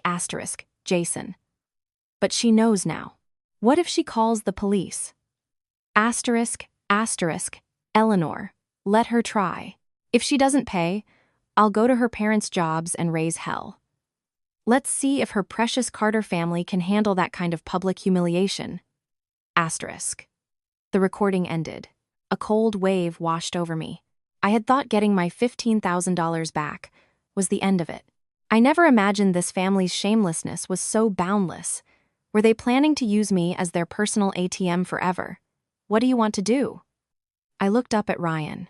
Tomorrow, I'll take you to get a full credit report, he said quickly. We'll use your social security number to pull it. Every single loan in your name will show up. If I'm lying, you can do whatever you want to me. Fine, I said decisively. 9 a.m. tomorrow, right here. Ryan let out a sigh of relief. As he was about to leave, he turned back. Oh, and Emily, you and your family should be careful for the next few days. My mother was saying she's going to find your parents and cause trouble. My eyes turned to ice. She dares. She dares to do anything, Ryan said seriously. My mother is ruthless. If she thinks you've ruined my brother's future, she will definitely retaliate. I know. I stood up. Thanks for the warning. It's nothing, he hesitated, then added. Emily, my brother, he's not inherently a bad person. He's just weak. He's been controlled by my mother for so long that he's become this. That's no excuse for him to hurt other people. I cut him off coldly, grabbing my purse and walking away. Outside the cafe, I immediately called Ethan and gave him a summary of my conversation with Ryan. Do you trust that kid? Ethan asked doubtfully. 50-50, I said honestly. His motives are clear, self-preservation, and money. But the information he's providing, especially that recording, has to be real. Otherwise, there's no reason for him to involve himself. All right, I'm going with you tomorrow, Ethan decided. If he tries anything, I'll be there to handle it. Okay. Hanging up, my heart felt heavy. If what Ryan said was true, just how much money had Jason Vance borrowed in my name? And where had it all gone? I couldn't sleep that night. I stood on my balcony, looking down at the quiet street below. What had I done with my life for the past 3 years? I thought I had found my safe harbor, only to end up in a waking nightmare. My phone buzzed. A text from Chloe. Asterisk, you up? Asterisk. Yeah. Asterisk. Me too. Thinking about you. What did that scumbag's brother want? Asterisk, I quickly typed out a summary of the afternoon's events. Chloe's reply came back instantly, filled with angry emojis. Asterisk. Holy crap. That family is a nest of vipers. Emily, you have to be so careful. That Ryan kid sounds like a snake in the grass himself. He's way too calculating. Asterisk. I know. Ethan's coming with me tomorrow. Asterisk. Want me to take the day off and come for backup? The more, the merrier. Asterisk. No need. Ethan is more than enough. Asterisk. Okay. But you call me the second anything happens. Asterisk. I put my phone away, taking a deep breath of the cool night air. No matter how terrible the truth was tomorrow, I would face it, for myself, and for the family who had my back. Asterisk. Jason Vance, Eleanor Vance, the game is over. Tomorrow, I'm sending you to hell myself. Asterisk. The next morning, the sky was a dreary, overcast gray, a light drizzle hinting at a difficult day ahead. Ethan and I arrived at the daily grind right on time. Ryan was already there, but he wasn't alone. Beside him sat a young man with thick glasses and a neatly tucked-in shirt, looking scholarly and cautious. Emily, Ethan, Ryan stood up, his voice a little timid in the face of my brother's intimidating presence. This is my old classmate, Leo. He works in the credit department at a bank. He's here to help us get the information quickly. Leo nodded a polite hello, his demeanor professional, asking no prying questions. We didn't linger at the cafe. Leo led us straight to a National Credit Bureau office 2 blocks away. Inside the cold, expansive lobby, the sound of our shoes echoed on the marble floor. Leo guided me to a self-service kiosk. Miss Carter, just place your driver's license here, and then look directly into the camera for facial recognition, Leo instructed. I followed his directions. A beep sounded, and the screen displayed *processing data*. The few seconds of waiting felt like an eternity, my heart pounding against my ribs. *, the thermal printer started. A long sheet of A4 paper slowly emerged. I reached out and took the credit report. My eyes scanned the black, densely packed text. Just a glance at the summary of outstanding debts made the blood rush to my head, and my ears began to ring. The report clearly showed that under the name Emily Carter, there was not just the one $10,000 loan that had been paid off, but 2 additional outstanding loans, one for $8,000 and another for $5,000. Both were listed as past due. In total, including the one he'd paid, he had taken out $23,000 in my name. My hands trembled so violently I almost dropped the thin piece of paper. Emily, Ethan rushed over, grabbing my shoulder to steady me. His face paled as he saw the numbers. "Are you okay?" "I'm fine." I bit my lip until it bled, forcing myself to stay calm. I took a deep breath and continued reading the details. The lenders were 2 different fintech companies, completely separate from the first one. The disbursement dates for both loans were from last month, perfectly coinciding with the period when Jason had tricked me into getting those 2 extra phone lines. Jason Vance, I hissed through my teeth, wishing I could tear that bastard limb from limb. 3 years of my life, and what did I have to show for it? A mountain of debt that had fallen on me from out of nowhere. Ryan peeked at the report, his face instantly turning as white as a sheet. That much?" Leo pushed up his glasses, his voice serious and professional. "Miss Carter, I strongly advise you to file a police report immediately. Using someone else's personal information to fraudulently obtain loans totaling over $20,000 constitutes felony identity theft and grand larceny. The penalties for this are severe." "Police. We have to call the police, right now," Ethan roared, his fists clenched so tight his knuckles cracked. I took a deep breath and turned to Ryan, my gaze sharp. "Thank you for the information. As we agreed, I will ensure you are not implicated, but you will have to testify as a witness for the police." Ryan swallowed hard, hesitated for a few seconds, then gave a firm nod. "Okay. But before that, I know what you want," I cut him off. "I need you to do one more thing. Record as many conversations between your mother and brother as you can, especially any parts where they mention these 2 new loans." "That's..." Ryan winced. "They're very suspicious of me right now. It won't be easy." "Do your best," I said coldly. "This is the only way to prove your sincerity and to save yourself when the police get involved." He gritted his teeth, thought for a moment, and finally nodded. "Okay, I'll try." As soon as we left the credit bureau, I called Mr. Davis. After hearing the contents of the credit report, he was decisive. "File a police report. Now. Do not hesitate for another minute." "Is this evidence enough, Mr. Davis?" I asked, worried. "This credit report is irrefutable. Concrete evidence." His voice was firm over the phone. "Combined with the previous recording of Mrs. Vance's threats and Ryan's testimony, it's more than enough to press charges." "What about Ryan? Will he face criminal liability for helping me?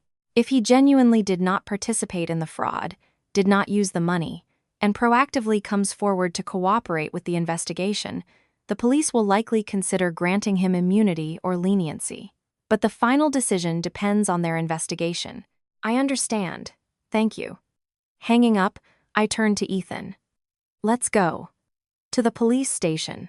At the local NYPD precinct, I sat opposite Officer Miller, a stern-faced, middle-aged detective. I laid out the entire story, from beginning to end, and submitted the credit report and the audio file of Eleanor Vance's threats.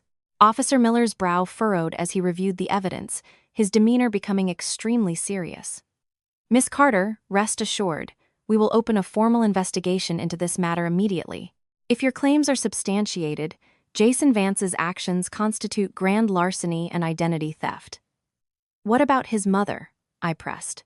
"She was the one who instigated it, and she even threatened me to pay the debt for him." "We will investigate her as a co-conspirator," Officer Miller said, tapping his pen on the desk. "You mentioned a Mr. Ryan Vance is willing to testify. Can you have him come to the station now?" "Yes." I called Ryan. The other end was silent for a long moment before he finally let out a sigh. "Okay, I'm on my way."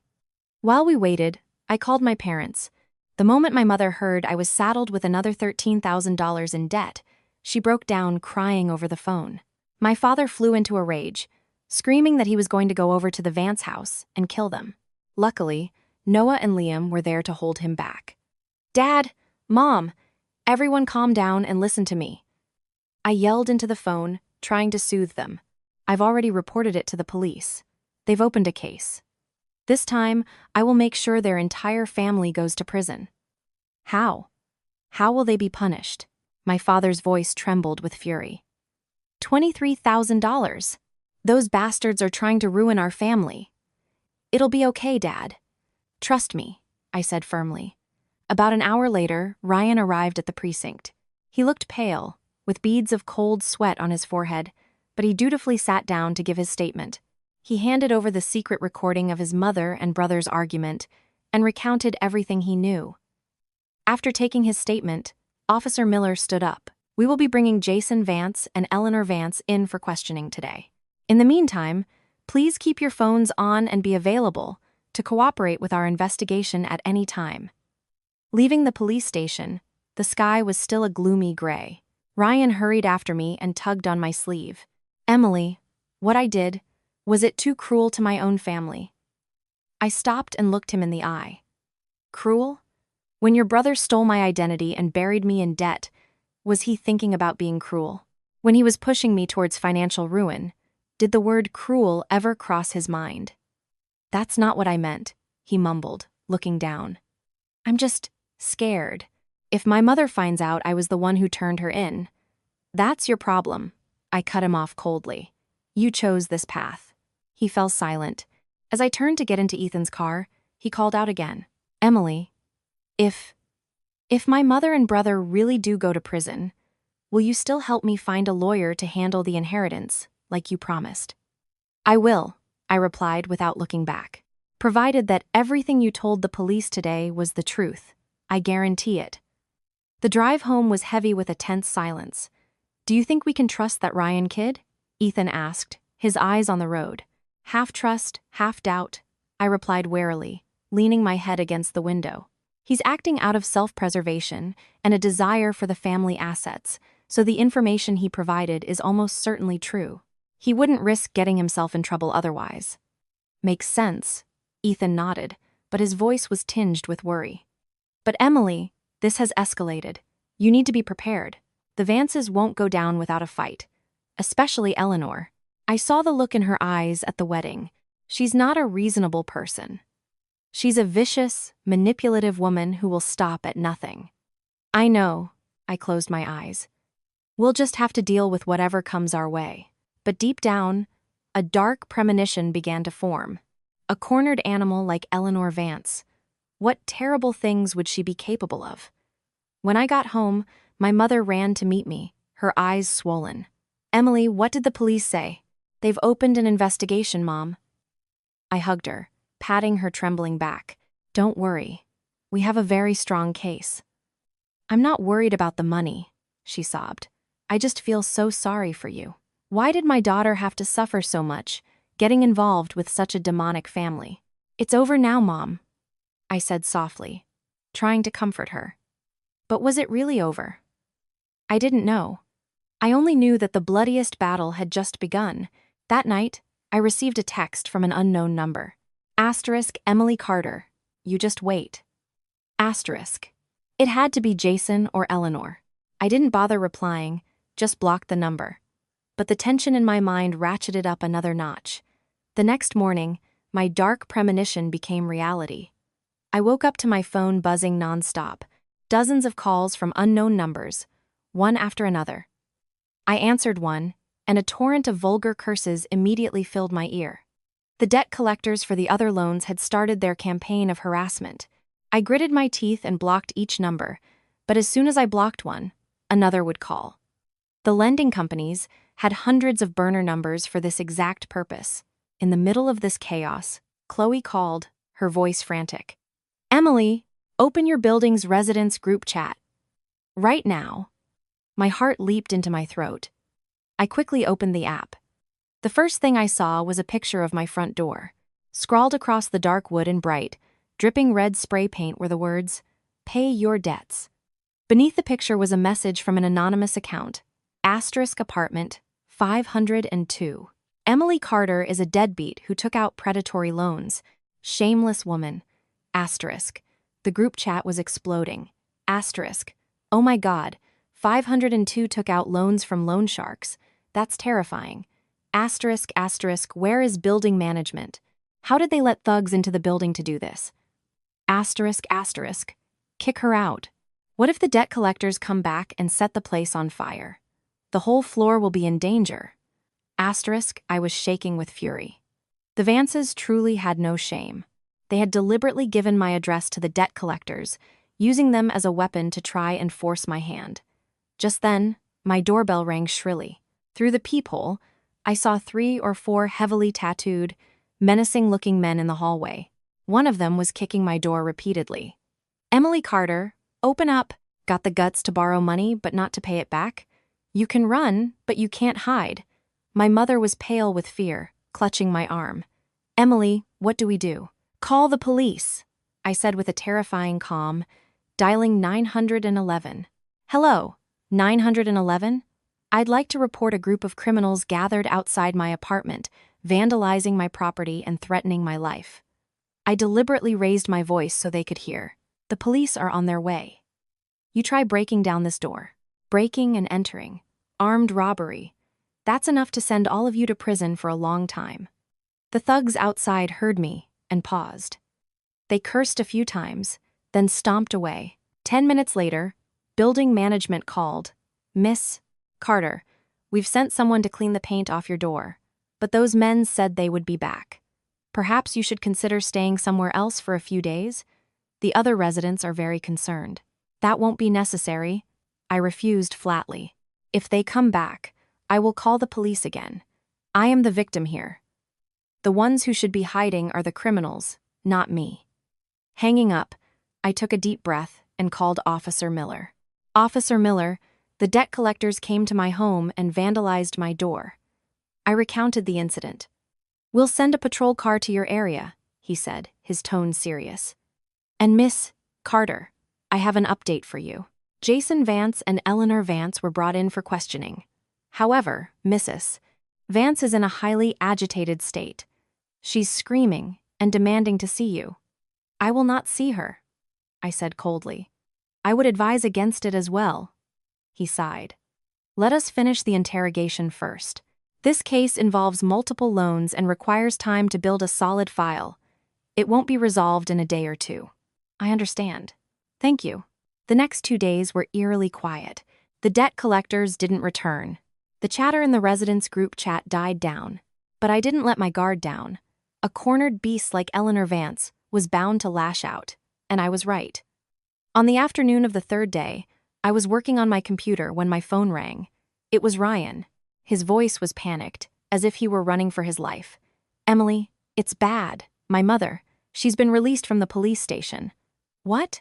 I shot to my feet, knocking over a glass of water. "She's a suspect in a felony case. How was she released?" "I don't know the details.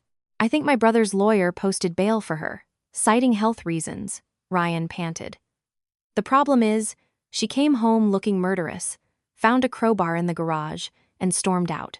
She was screaming that she was going to find your parents and settle the score." "You have to do something." My heart seized. That mad woman was going after my parents. Where is she now? She just left our apartment complex. She's definitely taking a cab to your parents' place. She has a weapon. She's lost her mind. I know. I hung up, my hand shaking as I dialed my father's number. It rang 3 times before he picked up. Dad, listen to me carefully. Jason's mother is on her way to your house with a crowbar. Lock all the doors and do not, under any circumstances, open them for anyone. I'm calling the police and I'm on my way there now. What? That woman dares to come here and cause trouble? My father roared. Dad, please, just listen to me. Lock the doors and don't do anything rash. I screamed into the phone, grabbing my purse and bolting out the door. Running down the stairs, I dialed 911 again. Hello, I need to report an emergency. A woman armed with a weapon is on her way to the Oak Haven apartment complex with the intent to commit murder. Please send officers immediately. I ran out onto the street, wildly flagging down a cab. Oak Haven Apartments. As fast as you can. I'll pay for any speeding tickets. The driver saw the terror on my face in the rearview mirror, said nothing, and slammed his foot on the gas. The car shot through the streets, my heart hammering against my ribs. My hands were clenched so tight, they were slick with cold sweat. Asterisk Eleanor Vance, if you touch a single hair on my parents' heads, I swear I will tear you to pieces. Asterisk, the taxi screeched to a halt in front of the complex. I threw a $100 bill at the driver, keep the change, and ran inside. As I reached the bottom of my parents' building, I could hear the sickening sound of metal clanging against metal, accompanied by the crazed shrieks of a woman. You goddamn Carters!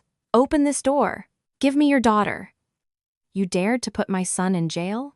Today, I'm taking all of you down with me. I took the stairs 3 at a time. On the 3rd floor landing, the scene before me made my blood boil. Eleanor Vance, her hair disheveled, her eyes bloodshot like a demon's, was wildly swinging a 3-foot-long crowbar, bashing it repeatedly against my parents' metal security door. The door was already dented in several places, paint flaking off. Stop! I screamed, the sound tearing from my throat. She froze and turned. The moment she saw me, her eyes bugged out, veined with red. You little bitch, you finally showed your face. Today, I'm going to beat you to death to avenge my son. She roared like a wild animal and charged down the stairs toward me, the crowbar raised high. I didn't back down. I didn't dodge. I held up my phone, which was already recording, and my voice was as cold as the grave. I've already called the police. They're on their way.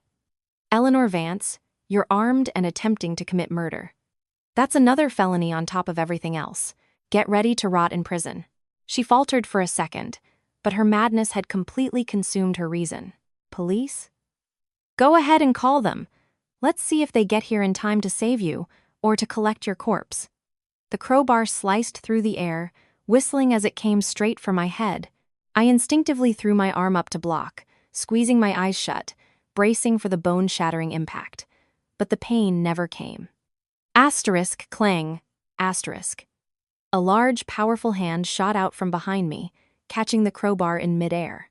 The impact was so strong, the metal vibrated violently. I opened my eyes. It was Ethan. He had appeared out of nowhere, standing like a mountain in front of me. His hand was wrapped around the crowbar, veins bulging on his arm. Mrs. Vance. His voice was a low, chilling rumble. You've gone too far. Too far. Eleanor shrieked, wrestling with the crowbar, but she couldn't budge it an inch. She spat on the floor. You people framed my son, sent him to jail. You didn't think that was too far? He brought it on himself. You reap what you sow. The sound of heavy footsteps echoed up the stairwell. Noah and Liam had arrived. The 3 large men quickly formed a circle, trapping Eleanor in the middle. He brought it on himself? She glared at my brothers, her mouth twitching. What did my son do wrong? All he did was use this little bitch's social security number to borrow a little money. You were going to be a Vance. Your money, your documents, they belong to the Vances. It was your privilege. Who was going to be a Vance? I stepped forward, pointing at her. The wedding was canceled. I have absolutely nothing to do with your trashy family. You think you can just cancel it?" she shrieked. "Let me tell you, not a chance. In life, you are a Vance. In death, you will be a Vance ghost." Just then, Ryan came panting up the stairs. Seeing the standoff, he rushed in to intervene. "Mom, stop it! Let's go home." The sight of her youngest son only fueled Eleanor's rage. She let go of the crowbar, spun around, and delivered a resounding slap across Ryan's face. Asterisk, crack. Asterisk, you ungrateful little bastard. It was you, wasn't it? You were the one who snitched on us. She raised her hand to strike again, but Ethan had already snatched the crowbar and thrown it to the far end of the hallway. "Mrs. Vance, if you continue to make a scene, we won't be so lenient," he warned. Having lost her weapon, Eleanor suddenly changed tactics. She stumbled back a few steps and then, asterisk thump asterisk, she collapsed to the floor. She clutched her chest and began to writhe and wail. "Oh, somebody help me! The Carters are ganging up on me. They're beating a poor, helpless old woman. They're trying to kill me! Help!"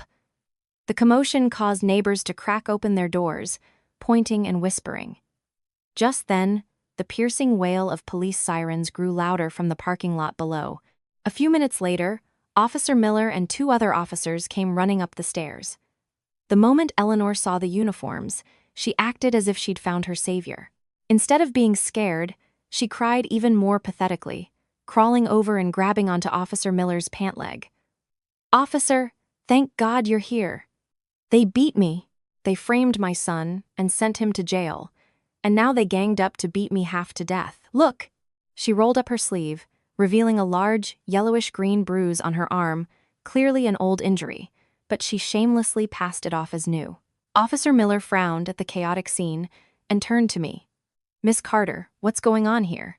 She came to my parents' home with a weapon, vandalized our door, and tried to assault me," I said, pointing to the crowbar in the corner.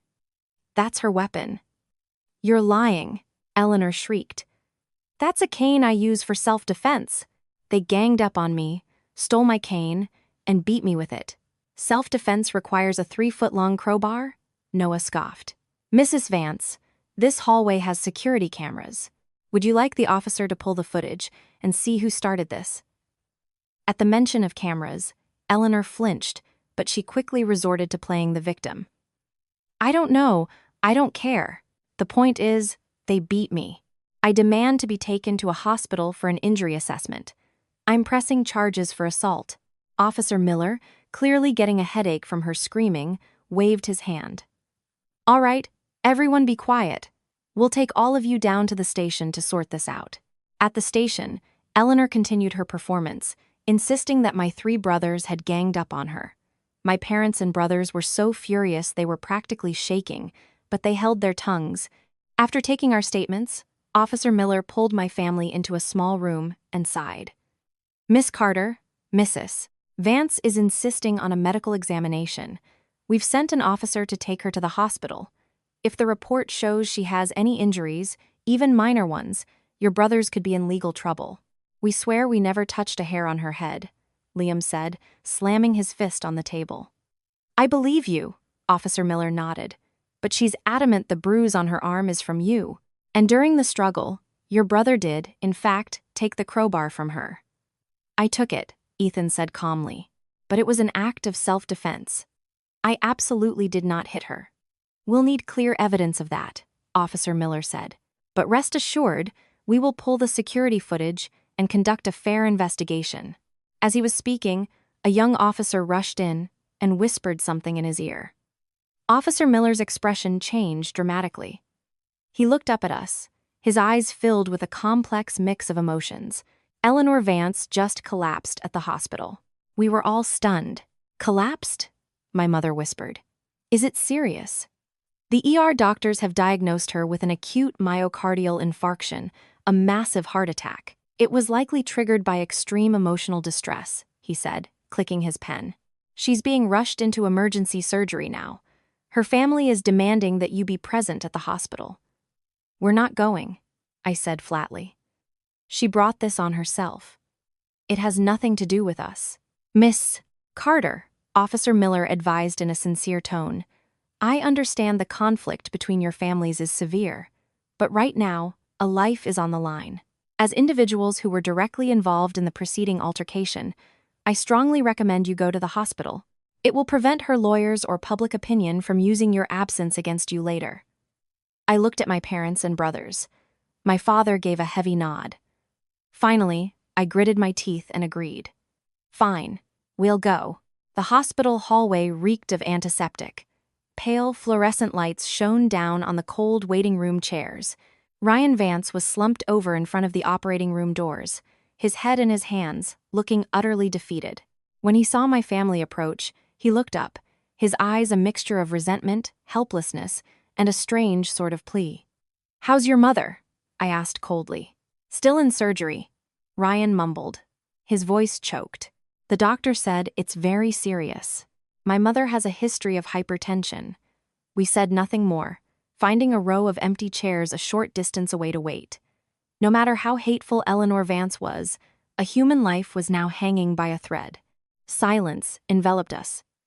Hours passed like a century. Finally, the light above the operating room door went out. A surgeon in blue scrubs emerged, removing his mask and letting out a long breath. The surgery was successful. The patient is out of immediate danger.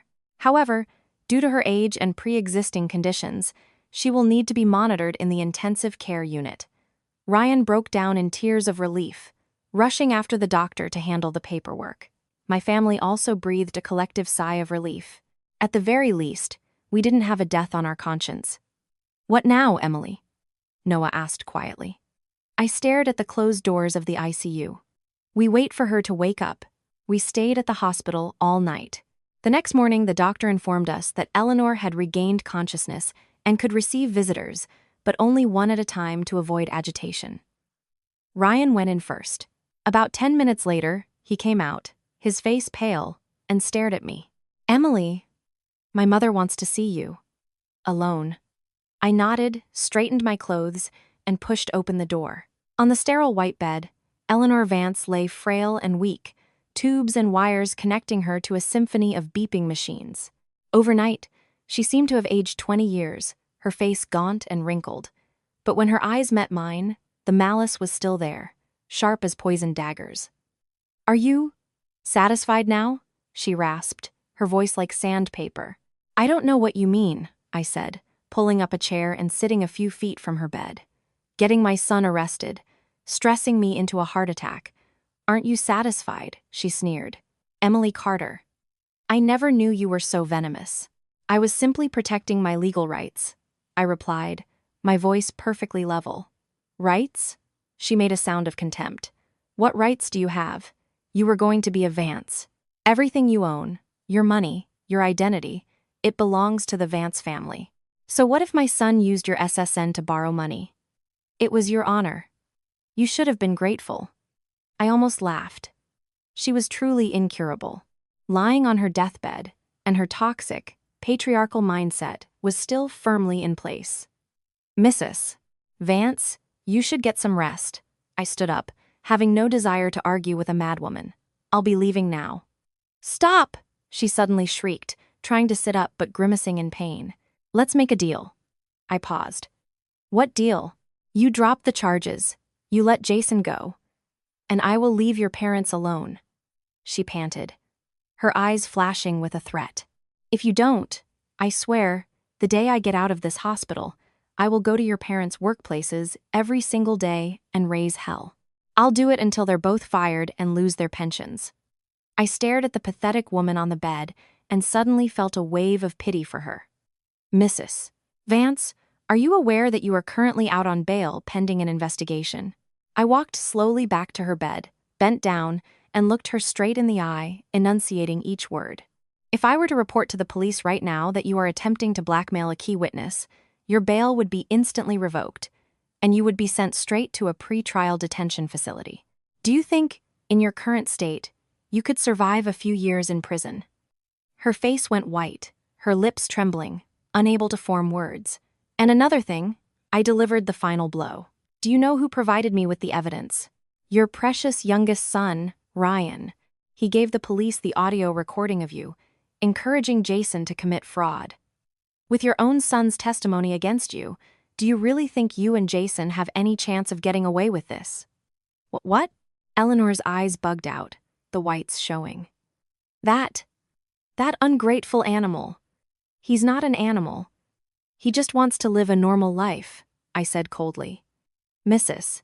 Vance, you are lying in this bed today not because of me, but because of yourself. Your greed, your insane need for control, it has dragged your entire family into this abyss. She glared at me, her chest heaving violently. Asterisk beep beep beep beep. Asterisk. The heart monitor suddenly shrieked in alarm. A nurse burst into the room. The patient is highly agitated. Family, please leave immediately. I stepped back, gave her one last look, and walked out of the room. In the hallway, Ryan was squatting on the floor, his head in his hands. He looked up as I approached, his eyes red. You told her everything? I nodded. Are you going to drop the charges? He asked, his voice filled with a fragile hope. Never, I said, my voice like steel. He was silent for a long time, then sighed. How many years do you think my brother will get? It depends on the total amount of fraud and other aggravating factors, I replied. But I'd say no less than 3 years. He was silent again. Do you regret it? I suddenly asked. Regret helping me send your own mother and brother to jail? Ryan thought for a moment, then shook his head firmly. No. They did wrong. They have to pay the price. So what will you do now? I've already contacted a lawyer to start the process of dividing the assets, he said, standing up, his gaze distant. Once my mother is discharged, I'm moving out. I want to start over. Good luck, I said. Stepping out of the hospital, the bright morning sun felt warm on my skin. I took a deep breath of fresh air. The giant rock that had been crushing my chest for days finally crumbled. This battle was won. A victory bought with tears, exhaustion, and scars that would take time to fade. But I had protected my dignity. I got into the car where my family was waiting. How did it go? What did she say? My father asked. She threatened me, tried to force me to drop the charges, I said, a small, relieved smile on my face. And what did you say? Ethan asked. I refused, flat out. A brief silence fell over the car. Then Ethan clapped me on the shoulder. Good job, Emily. With people like that, you can never show weakness. I know. I leaned my head against the window, watching the trees blur past. I'm just tired. So very tired. Let's go home, sweetheart, my mother said, wrapping her arm around me. It's all over now. Was it over? I closed my eyes. From this day forward, no one would ever bully me or my family again. The weak Emily Carter was gone. In her place, a new, stronger, more resilient Emily had been born. Asterisk, asterisk, 1 year later, asterisk, asterisk. The days after returning from the hospital passed with an almost unbelievable tranquility. The Vance family seemed to have vanished from my world. No more late-night harassing calls. No more threats of vandalism. After learning that the police had officially indicted Jason, Ryan occasionally texted with updates on his mother's health, but I rarely replied. To me, they were now just names in a case file. I began my search for a new job, having resigned from my old design firm after the wedding fiasco. I needed a clean slate. My second interview at a prestigious international architectural firm went exceptionally well. Life, it seemed, was finally getting back on track. But deep down, I knew some things were irrevocably broken. My naive faith in love, my rosy dreams of marriage. Emily. Free tonight? Chloe's cheerful voice chirped over the phone. My boyfriend's friends are having a little get-together at a rooftop bar. All single, high-quality guys. You should come check it out. I knew she meant well, but the mere mention of men made me feel exhausted. Maybe some other time. Chloe, I'm just not up for it. Oh, come on, she pleaded. Just think of it as a night out. Have a cocktail. Listen to some good music. I swear I've prepped them. No one will bring up your past. Please? Her infectious enthusiasm wore me down. All right, but I'm only staying for a little while. At the bar, the atmosphere was chic and relaxed. The group was friendly and polite. Among them was a man named David Chen. He was about my age, a project manager at a big tech company. He was witty, charming, and incredibly attentive. He noticed when I couldn't reach the appetizer platter and subtly slid it closer without interrupting the conversation. "So, Emily, what do you do?" he asked, his eyes warm and direct. "I'm an interior designer, currently between jobs," I replied. "Design? What a coincidence." His eyes lit up. "My company is expanding our campus, and our in-house design team is desperately short-staffed. Would you be interested?" The opportunity was a jolt of electricity. David and I exchanged contact information. Over the next week, he sent me the detailed job description. The salary and benefits were beyond my expectations. I applied, interviewed, and to my astonishment, got the job. 2 years later, my life had completely transformed. My career was flourishing. And David was my rock. He was the antithesis of Jason: patient, transparent, and respectful. He knew about my past, and instead of being scared off, he made it his mission to show me what real love looked like. One evening, he took me to his apartment for a home-cooked meal. After dinner, he placed a thick leather portfolio on the coffee table. "My entire life, and all my secrets," he said with a serious smile.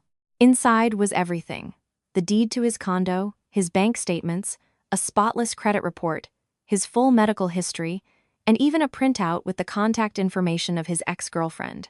"Emily," he said, taking my trembling hands in his, "I know you've been hurt. I know you're scared of being betrayed again. I'm laying everything bare for you. No secrets, no lies. I want to give you a complete sense of security. I want you to know I'm serious and that I'm worthy of your trust." Tears streamed down my face. The final wall of ice around my heart shattered. I threw my arms around him. "You idiot. You're such a wonderful idiot. So, will you be this idiot's girlfriend?" he whispered into my hair. "Yes," I sobbed. "But I have conditions. Our love must be based on equality and respect. No lies, no control, and absolutely no violence of any kind."